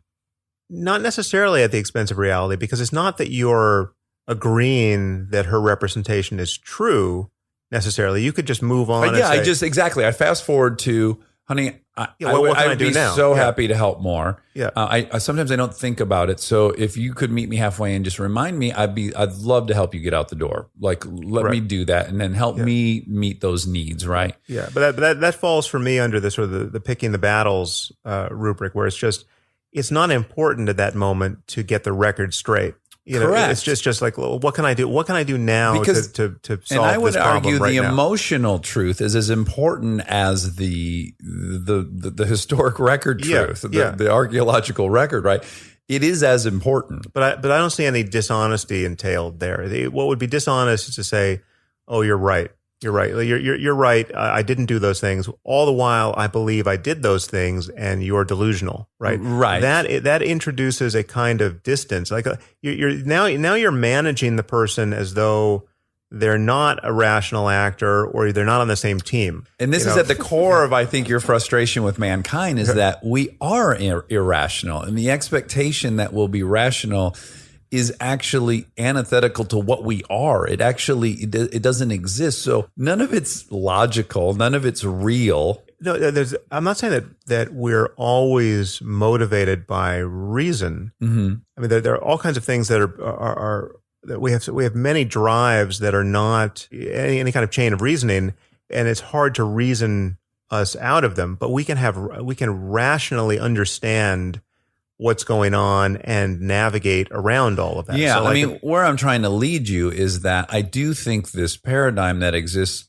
I think there are times that you could extend that out to some of the debates you're in. Do you feel like some of these chasms that exist that we just can't cross, I do think some of it's going to be illogical and irrational because it's about making other humans feel safe. Yeah, I don't think the bearded maniacs who are throwing battery acid in the faces of young girls need to feel safe. I think they need to feel terrified that their worldview is going to be canceled, because it will be, because we have enough of a consensus that they're barbarians, right? We need to, like, there are certain people who will only respond to the starkest possible encounter of, like, not an inch further. Yeah, right. yeah. And so, like the people who are threatening to, but that solution kill is just novelists so downstream. That solution is treating the symptom and not trying to figure out why on earth would someone be recruited in the first place. Well, no, but that's actually not the symptom. It is the actual. It's the ideas. It's the idea about the price we're paying for the certainty of paradise. Right. I mean, this is what's again, back to where we started. It's not that these are bad people. It's worse than that. Most of these people are good people or normal people. Like, I don't. Well, hold on. No, I don't think the Americans that have been recruited over here and have fucking flown to join ISIS to suggest that they aren't the victim of some kind of emotional damage as kids. I find hard to believe. Oh, okay, but then you got to work harder because people do extreme. I prayed things. you'd say that to me. Okay, I spent 2 years in silence in my 20s. Now, not all at once, in 3-month increments, 1-month increments. But of all the things I could have been doing, right, I was on silent retreat. Yeah, almost as radical as joining ISIS, by the way. Well, but for different ideas. Like, I know when I look at someone like John Walker Lind, the so-called American Taliban, he was the first American who we noticed. Okay. Right after 9/11. He was in the basement of his. Yeah. He got caught and wounded. He's now in prison. And I think he's completely unrepentant. I think he's just as fundamentalist as he ever was. He's been in prison for whatever it is, 14 years or so. Wow. When I looked at him and I got his backstory, and he went to these countries. I think he started in Saudi Arabia. I forget how he got to Afghanistan, but maybe he was in Pakistan. But he learned Arabic, and he just got totally immersed, hook, line, and sinker in this Muslim religiosity that, based on just a sincere conviction, this was the true account of the world. But really quick, do you think that guy felt included in his group? Do you think he was on the football team and felt like he was had an identity that was shared with many around him? Or do you think I forget about his backstory there, but I just have to imagine it is totally possible to be the quarterback of the football team and then to join ISIS. Really? Totally.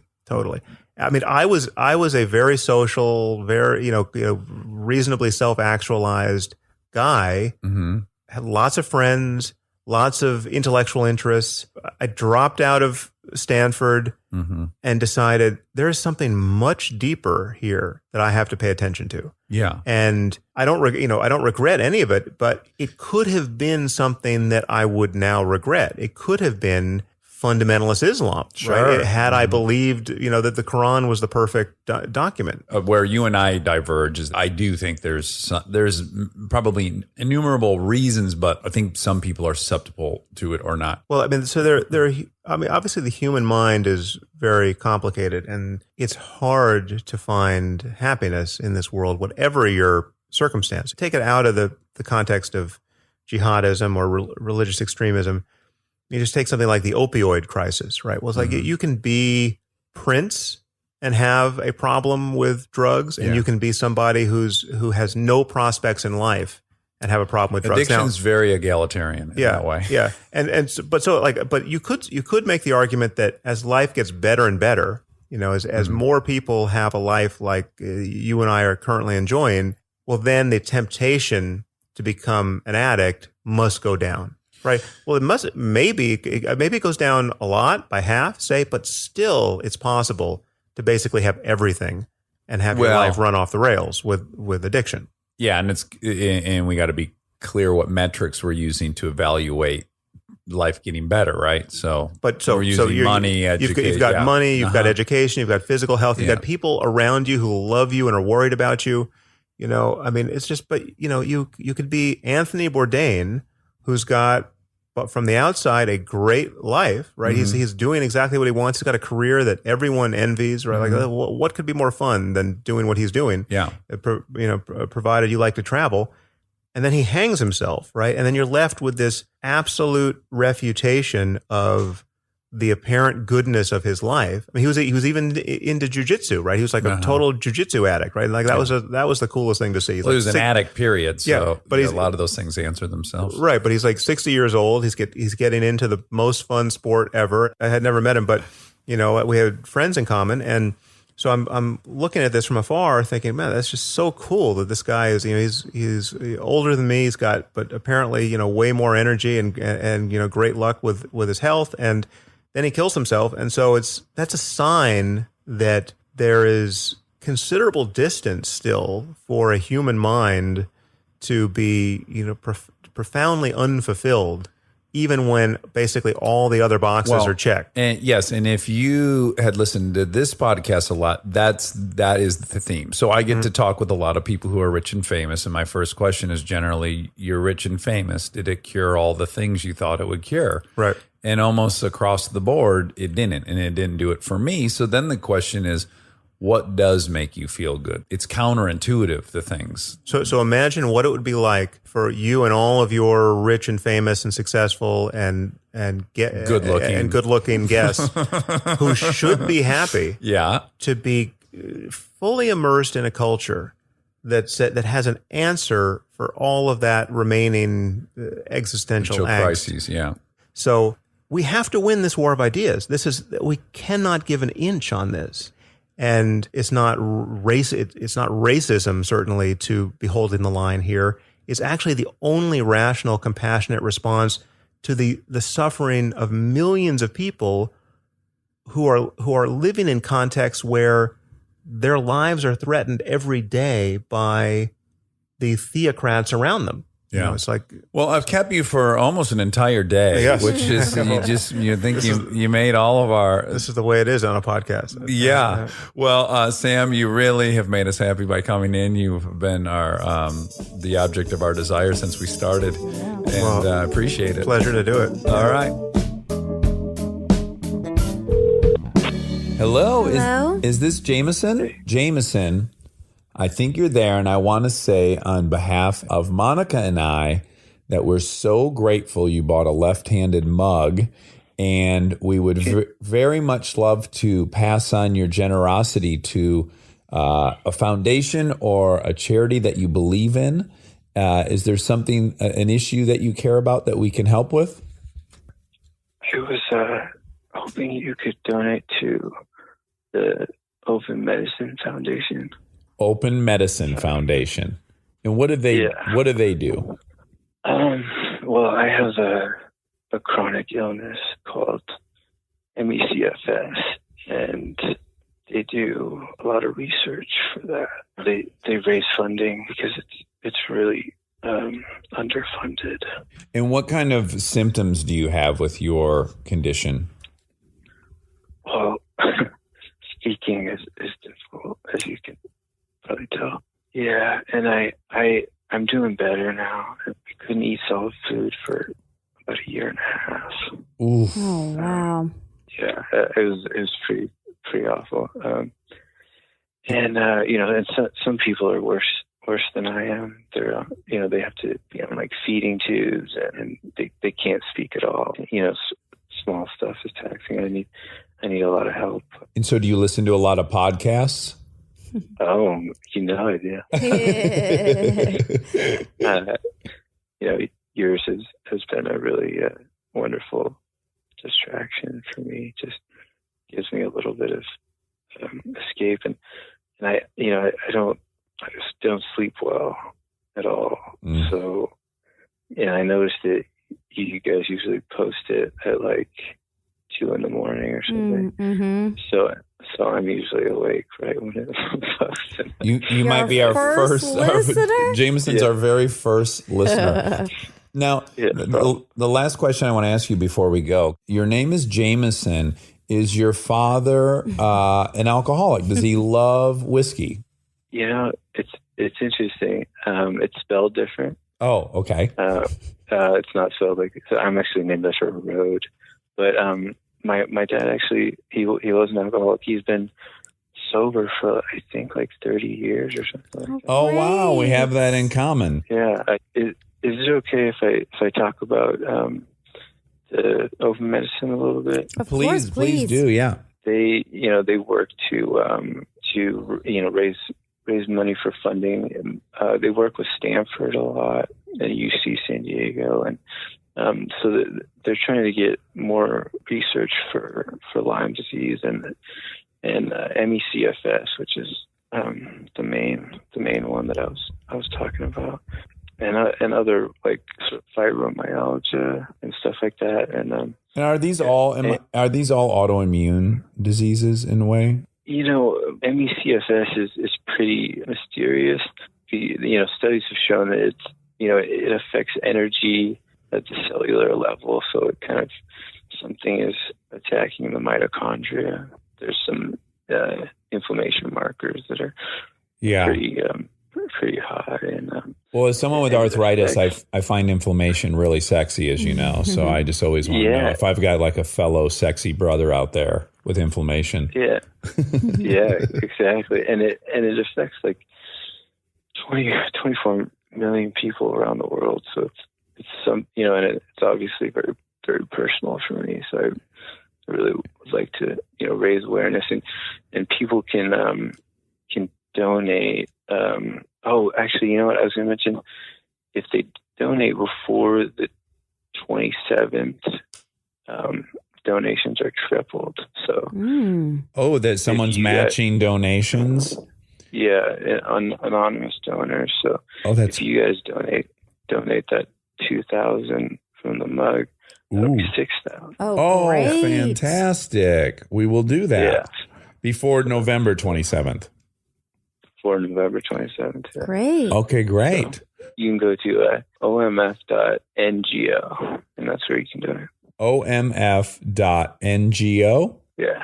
Okay, wonderful. Well, Jameson, thank you so much for your very, very generous contribution, and we will definitely pass that money on, and hopefully that'll then raise $6,000, and I'll urge everyone to go to omf.ngo and donate. And thanks for opening my eyes to MECSS. If you want to read more about it, I have an essay in the New York Times. I'm kind of shed some light on it too. Okay, great. And what's the name of that article in the New York Times? It's for the Modern Love column. It's called "Love Means Never Having to Say Anything." Well, wonderful. Jameson, thank you so much, and thanks for listening to the show. We'll try to distract you for years to come. All right. Okay. You guys are the best. Thanks. And now my favorite part of the show, the fact check with my soulmate, Monica Padman. Wigan facts if you want to. You can leave your friends behind. But if your friends aren't facts, and if they don't check, then they're no friends of mine. Great. Thank you. I like that. Well, I only had the title. Yeah. So you had to do some improv. Some quick thinking on my feet. So if it doesn't really make sense or add up, don't think about it too much. Just enjoy the melody. And Ruthie Palmer suggested it on Twitter. Thanks, Ruthie. Thanks, Ruthie. She's sandwiched between, I take screen grabs of the tweets so I can like bring them up. Mm-hmm. And she's sandwiched between all these pictures of cars I like. What is it exactly? Well, it's a 2012 Ferrari FF. It's called an FF, and I'm not a big Ferrari guy, but they made a station wagon. You know how much I love station wagons. I mean, it's really a shooting break. Not to bore everyone automotively, but it's just so silly looking. And you know, you have two station wagons. I know. You need more. Before I die, I hope to have at least 10 station wagons. 10? That's stupid. 7. I want one for every day of the week. Okay, but you also have other cars that aren't station wagons that you also drive. Yeah, but some days, like some weeks have 8 days, like a leap year, you know? Yeah, no. Double F, that is... What do you think it stands for? Big boobs. The Ferrari. Really big Fuck breasts. Fest. Oh, yeah, double F would be a bra size. Yeah, and a large one. I think it stands for Ferrari Fuck Fest because presumably you can fold these rear seats down because it's got a hatchback like a station wagon. And why else did they make it if not for coitus in the back? Italians are very spicy people. They are. They embrace sexual activity. Feisty. That's what I wanted to say. I mean, Rob, what a bone kill. We don't need Rob, to know I know that. what it really stands about. How dare Rob try to present a fact about a car? I mean, there's a lot of topics that you could educate me on, but let me tell you right now, Ferrari's not one of them. Wobby wob. You guys, I'm so sorry, armchairies. Oh, what I was going to say is I found a car that I want. Really? I've been wanting this to happen. I saw it on Comedians in Cars getting coffee. Yeah, what was it? I don't know. I thought you'd remember. I do remember. It was a Mercedes 300 Gullwing. Had gullwing doors. Yeah, I want to say it's like either 58, 59, somewhere in there. It's a very old Mercedes. Very, very rare Mercedes. Sexy doors that open up. Gullwing like a seagull. Very sexy. Of all white. White. Actually, I would say cream. Like my current car is white. This was not that. This was a beautiful eggshell.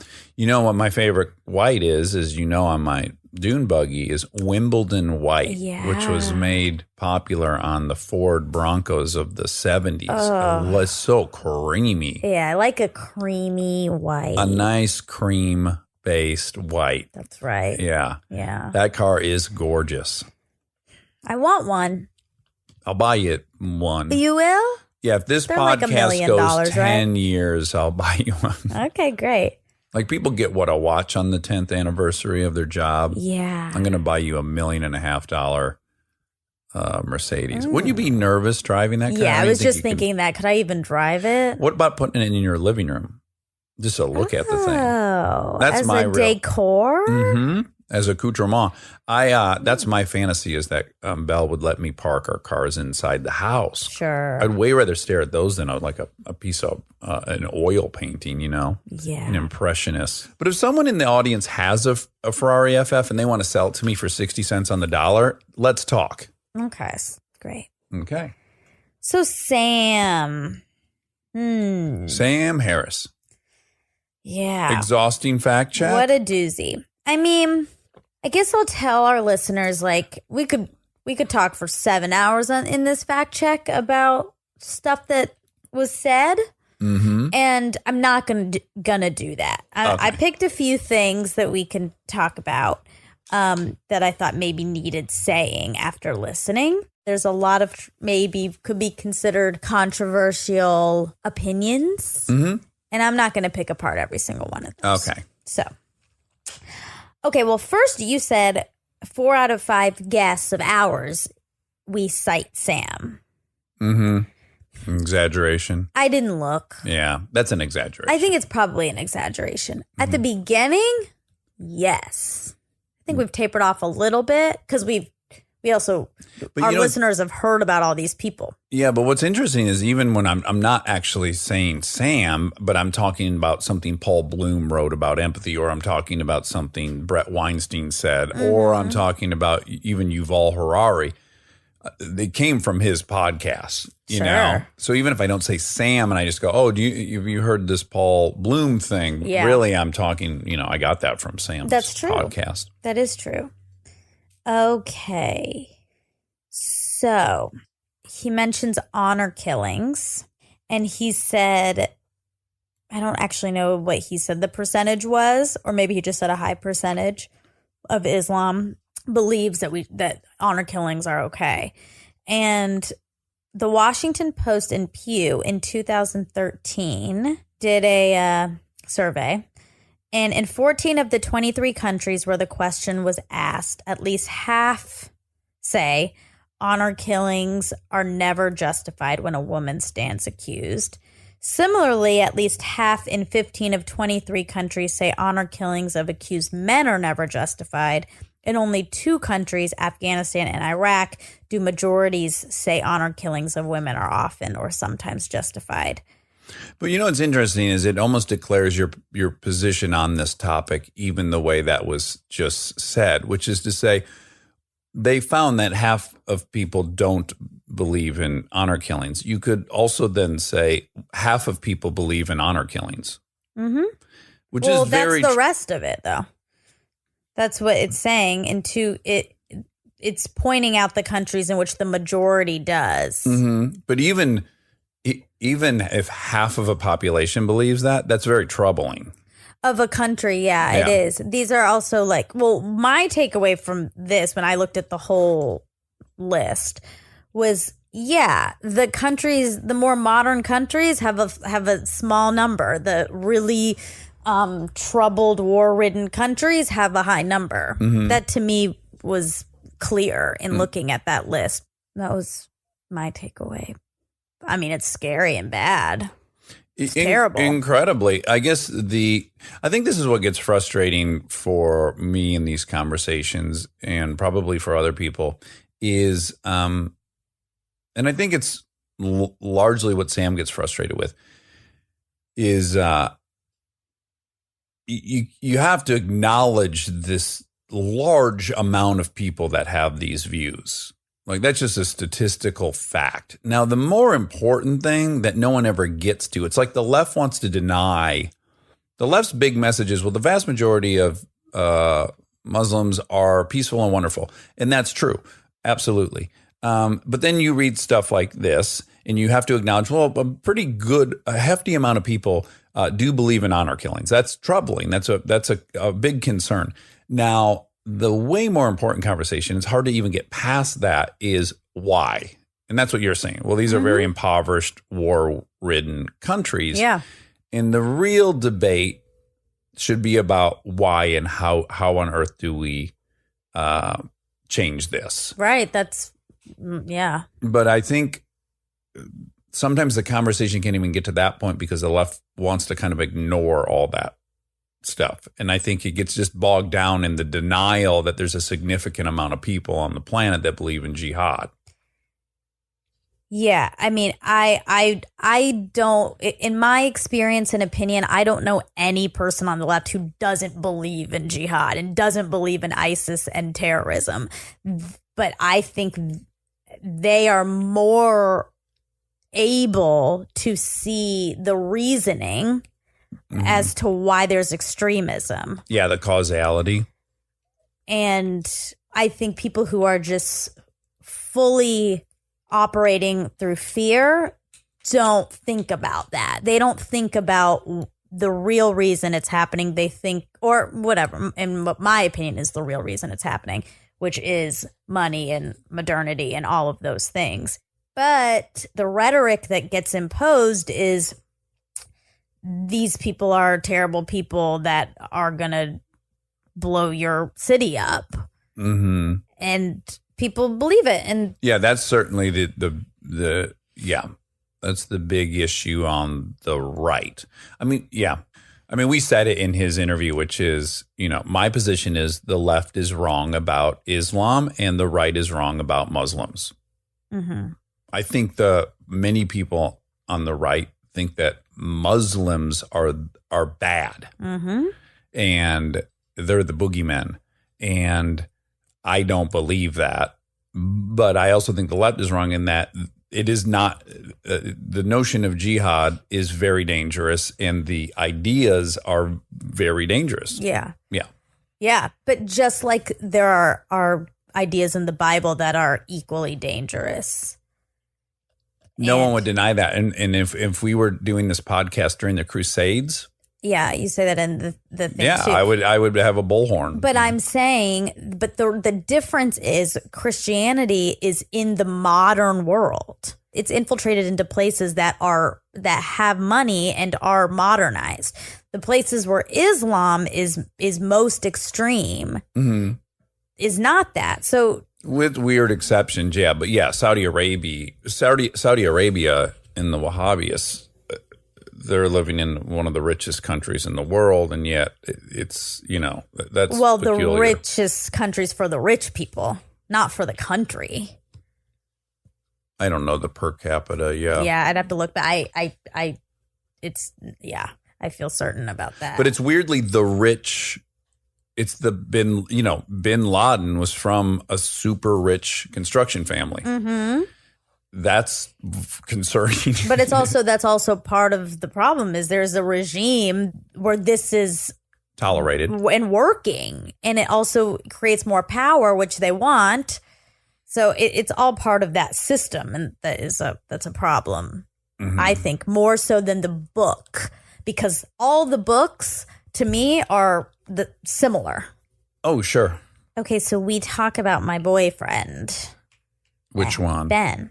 Oh, Ben Affleck, yeah. Yeah, we talk about my boyfriend, and I feel like I didn't really stand up for him as much as I should have. Okay. I have some girlfriend guilt. Okay, sure. I mean, I did a little bit, but I should have done more. Did you rewatch it? I haven't. No, I didn't. I've watched it many times, though. Okay. It was recently on the Bill Maher 30th anniversary special. Yeah. I think he is worried about the way what Sam says can be taken. The words he says can be weaponized. And the solution is not to further alienate people. And this could lead to that. That conversation that Sam was saying. I mean, I don't disagree with him. I think he's right about a lot of things, but you have to be really tactical about how you present it. It could have really terrible ramifications.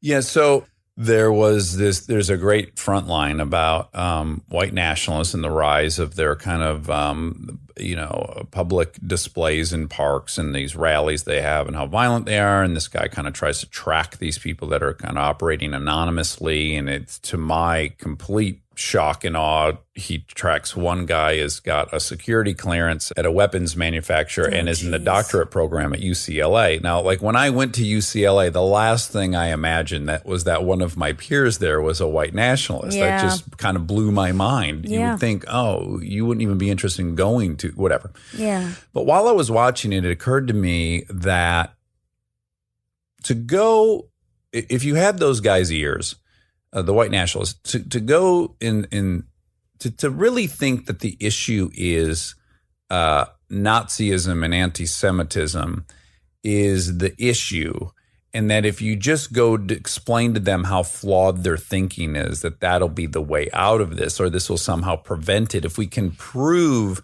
that Nazism is flawed logic and flawed thinking, that will eradicate the problem. Mm-hmm. But it's so obvious to me that isn't the approach that would work with white nationalists. I mean, you have to first go, why are these guys even drawn to this thing? Absolutely, yeah. And then you have to acknowledge, a lot of white men who have a huge sense of entitlement feel very disenfranchised by this system that's supposed to include them, and they feel excluded. So then they're looking for a scapegoat. When you just really start walking through how on earth someone finds themselves in that organization, you start recognizing that proving to them Hitler was on a shaky scientific foundation when he said that Aryans were superior is probably not going to yield results. Oh, yeah.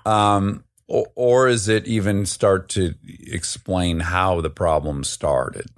Yeah. I mean, I think people who are, which Sam argues in this, but I definitely think that the people who are recruited into these extreme philosophies are dealing with a host of issues more than just they're dead normal and they love that book. Yeah, which is what Sam believes. He thinks that you can be a totally psychologically normal, and maybe you could be psychologically normal, but you are susceptible to feeling a part of something. You need to be a part of something.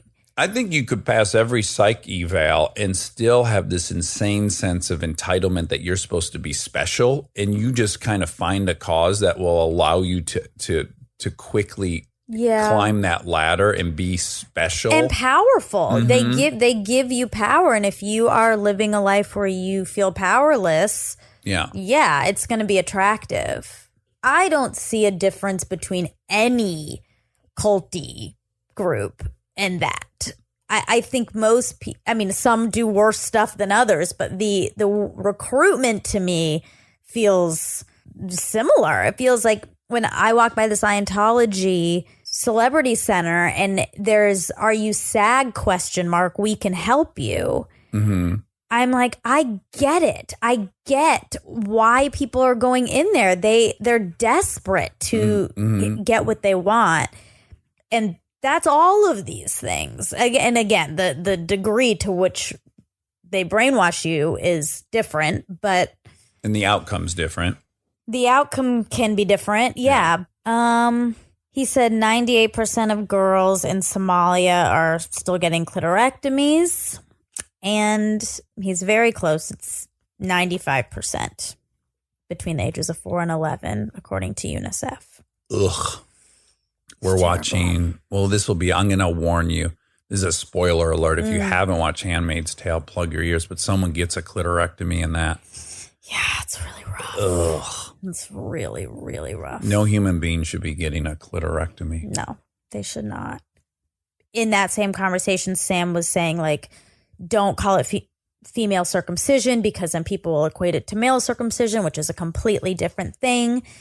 And you said, yeah, because the goal of male circumcision when it was enacted was cleanliness, which is not true. I mean, that's definitely why people do. But when it started, the oldest documentary evidence of male circumcision comes from ancient Egypt. Circumcision was common, although not universal, among ancient Semitic peoples. In the aftermath of the conquest of Alexander the Great, however, Greek disliked circumcision because they regarded a man as only truly naked if he was not circumcised. The next resurgence was with Judaism and the coming of age ritual. So I think it was mainly about like being a man, even in these like ancient. Yeah, I was definitely referencing Jewish circumcision, which was part of the overall covenant. And if you look at all those things, those traditional keeping kosher, shellfish, why don't they eat shellfish? Well, back then, 5,000 years ago, shellfish was very dangerous to consume. And so every one of the things to stay kosher and circumcision were health practice declarations.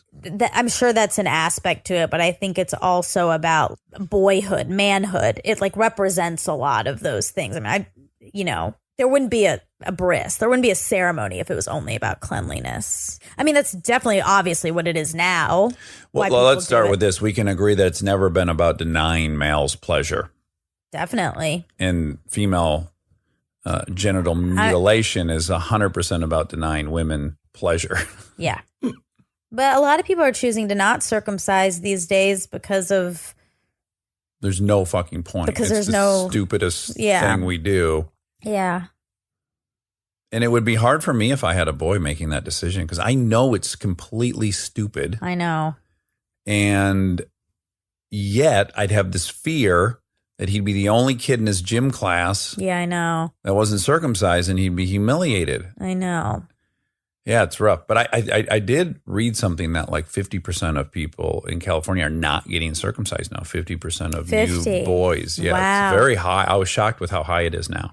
So maybe slowly. Maybe that's good. Maybe eventually it won't be a thing where a kid will go into gym class and feel. In 2100 AD, when the mean temperature on planet Earth is 115, all boys will have their foreskin. Yeah. And maybe it will be a health issue again. So we're going to be so sweaty. We'll have to go back to it. Maybe. We'll just keep circling back.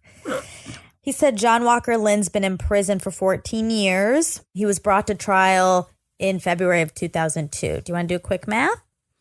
How long ago 2002 was? 16 years ago? Yeah, 16 years. And he was sentenced to 20 years in prison, so he's almost done. What did he do?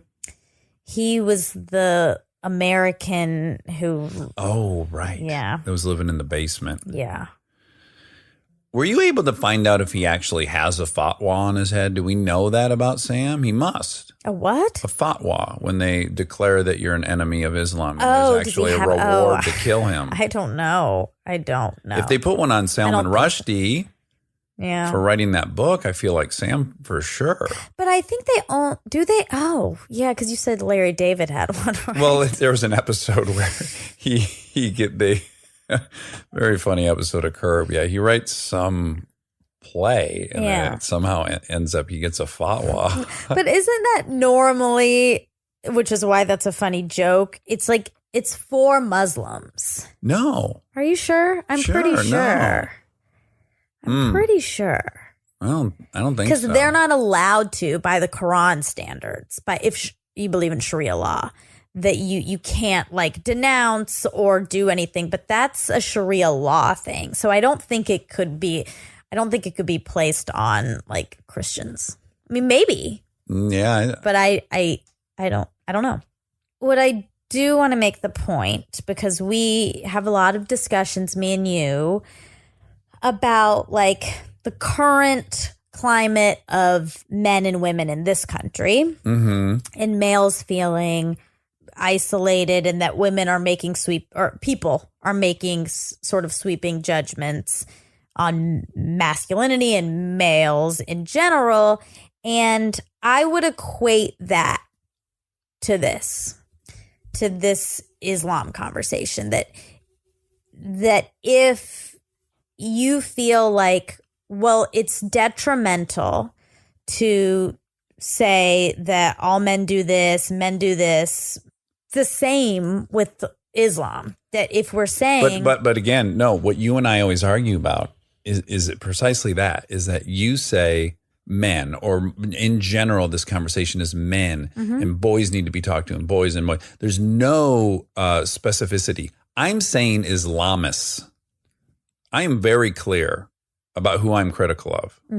I am critical of people that think they need to form a caliphate, that believe in fatwas, that believe in jihad. yeah, And that's not the majority of Islam or Muslims. Correct.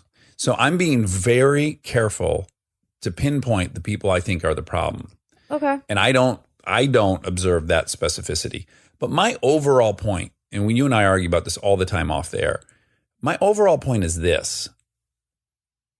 If you want to have white privilege as a huge point of your platform, of your political party, and destroying white privilege, and men are an issue, and whether or not that's the point you're making, it may sound like that to people. I agree with everything you're saying. What I'm very fearful of is 61% of the country is white.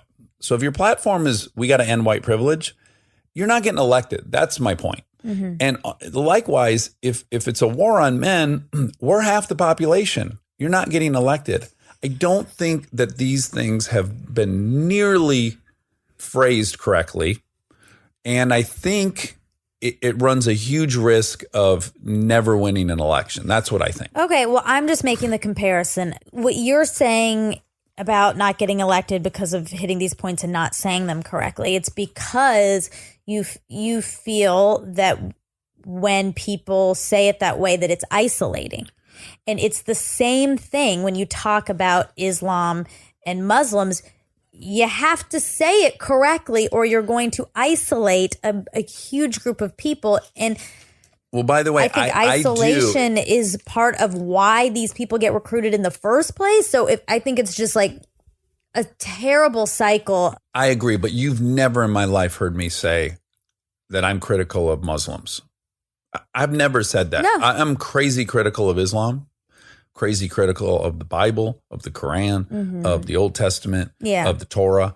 I think all of it's dangerous. Yes, but the solution to this issue is not to tell Muslims to stop believing in Islam. It's not happening. No, I totally agree with you. The solution that even Sam is very vocal about, and so is Fareed, is Muslims leading the charge into a more moderate version. Yeah. Oh, one more thing. He talks about Mark Duplass. Do you remember this? I do. He tweeted something about Ben Shapiro. Ben Shapiro, yeah. And then people got upset. Sam said, of course he doesn't agree with everything. People should know that. I don't think it's fair to say people should know that when Mark tweets, hey, there's a person that has challenging ideas, look into him, which I think means probably that Mark probably did not see those original tweets. Or I doubt he would have even said that, or maybe would have, but he apologized. And I think it's totally fine that he apologized. Oh, I don't. I'm with Sam on this. This notion that you like, if someone does one good thing or they make one good statement, and you want to point that out, and then you now He's not- what you've done is somehow approved of everything the person ever said. In what world is that? That's preposterous. But he didn't say, this tweet is interesting. He said, this person is worth looking into, is interesting, and this and that. So what his fans who like him, listened to him and said, okay, I'm going to look into it. And then they did. And I think they probably dove a little deeper than maybe even Mark did. And then they were like, this person is nuts. And I totally disagree with you. I think people who already hated Ben Shapiro's guts and were aware of tweets of his from 4 years ago couldn't wait to seize on that. I don't think anyone who Mark said that to, who went to Ben Shapiro's current feed, got 4 years down the road between the ones that they're pissed about. I mean, look, Ben Shapiro tweeted making fun of Kristen. Post this whole interview, Ben Shapiro took aim at Kristen for having issues with the prince in Sleeping Beauty kissing a dead stranger. And a lot of his followers were right on board. Now, people sent that to me like, shouldn't you defend her? And I'm like, no, this guy has a different opinion, which is totally fucking fine. Yeah. I understand what he thinks clearly is that we're somehow saying we should burn all Disney books. Yeah, which is preposterous. Not what she said even in the slightest. And we read the book to our girls all the time. We love Sleeping Beauty. Yeah. We are not anti-Sleeping Beauty. We are simply pointing out that when you're reading it to your girls, you might want to mention, hey, it's kind of weird to kiss a dead person you've never met. This story has some arcane things to it, and we can discuss that. And that was her whole point. Yeah. And then I see Ben Shapiro's fear that we're just trying to, data dump everything in our history that doesn't match up perfectly with our current morals. I understand his point. He didn't call her bitch or a cunt or any of these things that would require defending. Him having a different opinion than my wife is totally fine. Doesn't require defending. And But is it a different opinion or what did he say? Yeah, he wasn't mean to her at all. What did he say? But he called her out by name. Yeah. He thinks the thing she said was stupid, which is fine. He would never called her a name or was, violating the rules of discourse. He thinks what she said was stupid, and that's totally fine. Well, it's also sure. He can think whatever he wants to think, but it's also not fine because he clearly didn't read the article. And then he's just picking out a headline and then making a grand judgment on a person publicly. I don't think that's fine. And I do think, I don't think she needs defending on any. I think she's perfectly capable of defending herself if she wants to or needs to. But I think that's crazy. Let me ask you though, what's not fine about it? What, should he not be allowed to do it? Like, what's the extent of it's not fine? I think it's totally not okay to take a headline, not get any nuance or any context or anything, and then put someone on blast publicly based on your zero knowledge. I think that makes you gross. If that's what happened, if he didn't read the article, I don't know if he did or he didn't. Well, he couldn't have because that's not what she said. That's not what she said at all. The bottom line is he was not rude and he was not name calling and he has a different opinion. And even if you read the whole thing, he might have a different opinion. And I think people try to give me shit for liking Sam Harris. That's crazy. He might say 10 things and I might disagree with 7 of them and I might love 3 of the things, and that's totally good. You should not be taking in information from people based solely on if you agree with everything they say. That's so stupid.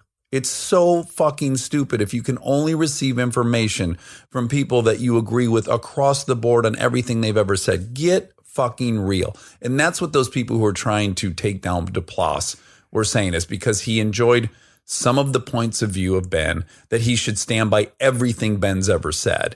And those people need to find a different planet where they only hear things they like hearing. I think if you are going, But if you're a saying- public person and you want to give someone else a platform, you do owe it to people to have done your due diligence. Now, maybe he did and maybe he didn't care. That's totally fine. But you can't be surprised if you put somebody up who's controversial and then expect people to just say, okay. I think we're glossing over the much bigger, more important, profound, fundamental issue that people increasingly think that they need to agree with everything someone says. I think the takeaway of the Mark Duplass situation I also think for it's me is that. okay to apologize. I think it's okay. I don't think it's weak or anything. I think apologizing when you feel bad is required and wonderful and vulnerable and a cornerstone to being a good person and growing. Placating people, I think, is a waste of time and it's a lie and it's dishonest. So if Mark really felt bad about doing that, then I'm glad he apologized. Yeah. I doubt Mark really felt bad saying Ben Shapiro often has some great conflicting opinions to the left. I doubt he really feels bad that he said that. But maybe he does. I don't know. Yeah. This was a hot button episode Well, from beginning to end. Well, when you have Sam on. When you invite gasoline and matches into the attic, it's going to happen. That's right. I do want to say sometimes when you and I argue on here, people, they get sad. They tweet me that they hate when mom and dad fight. Monica and I always either walk home from here or drive home from here, and Yeah. we've never gotten back to the house upset at each other. Yeah, maybe one time. Maybe one time. Oh, I have one more fact. That's a fact. Okay. Okay, you said that we allocate 33 cents on every dollar to the military, bigger than the next 11 militaries combined. I think it's currently 24 cents of every tax dollar supports the Pentagon and military. Just so I can clarify, I'm not getting rid of your facts. What is often not in that number is they don't include Homeland Security, and it doesn't sound like in that number they did. But Okay. yeah, whatever. If you include Homeland Security and stuff, but go ahead. And it's the biggest after the next 7 countries, not 11. And bigger meaning we spend more. Then the next Not 7 personnel. countries Personnel. combined, correct? Combined. Yeah. Yeah, we spend $610 billion. Okay, great. So yeah, that makes sense for that number. Yeah. Because I think it's 1.2 trillion with Homeland Security and maybe NSA and stuff. This is a Alrighty. little bonkers. That's it. All right. I love you. I love you. We got through Sam. We were a little nervous, Yeah. don't you think? Yeah, I'm still nervous. You're still nervous. Yeah. Yeah, because we aim to be less divisive. Yeah, but what I feel is this is Sam. I mean, we have people on to talk about them and talk about what makes them tick and what is Their work interesting to is. them and their work and their interests, and that's what Sam's interested in, and he's doing great. You know, he is expanding minds, and it's great, and this is a part of him, so of course it's going to be on the show. Yeah. And minimally, even if you hate what he says, you think it's stupid, can lead to a compelling conversation Yeah. that could bear fruit. It is good to listen to people who challenge your normal thinking, even if it just means so you can build a good argument against it. Sure. Yeah. So you don't build a straw man argument. Yeah. All right. Well, I love you. I love you too. I love you way more than any election that's coming. Way more than my white too. privilege. Way more than my male privilege or my toxic masculinity. Yeah. I love you more Do you think the than- fact that I want a Ferrari FF is toxic Well- masculinity? No, I don't. I don't. You can want whatever you want. All right. I love you. I love you.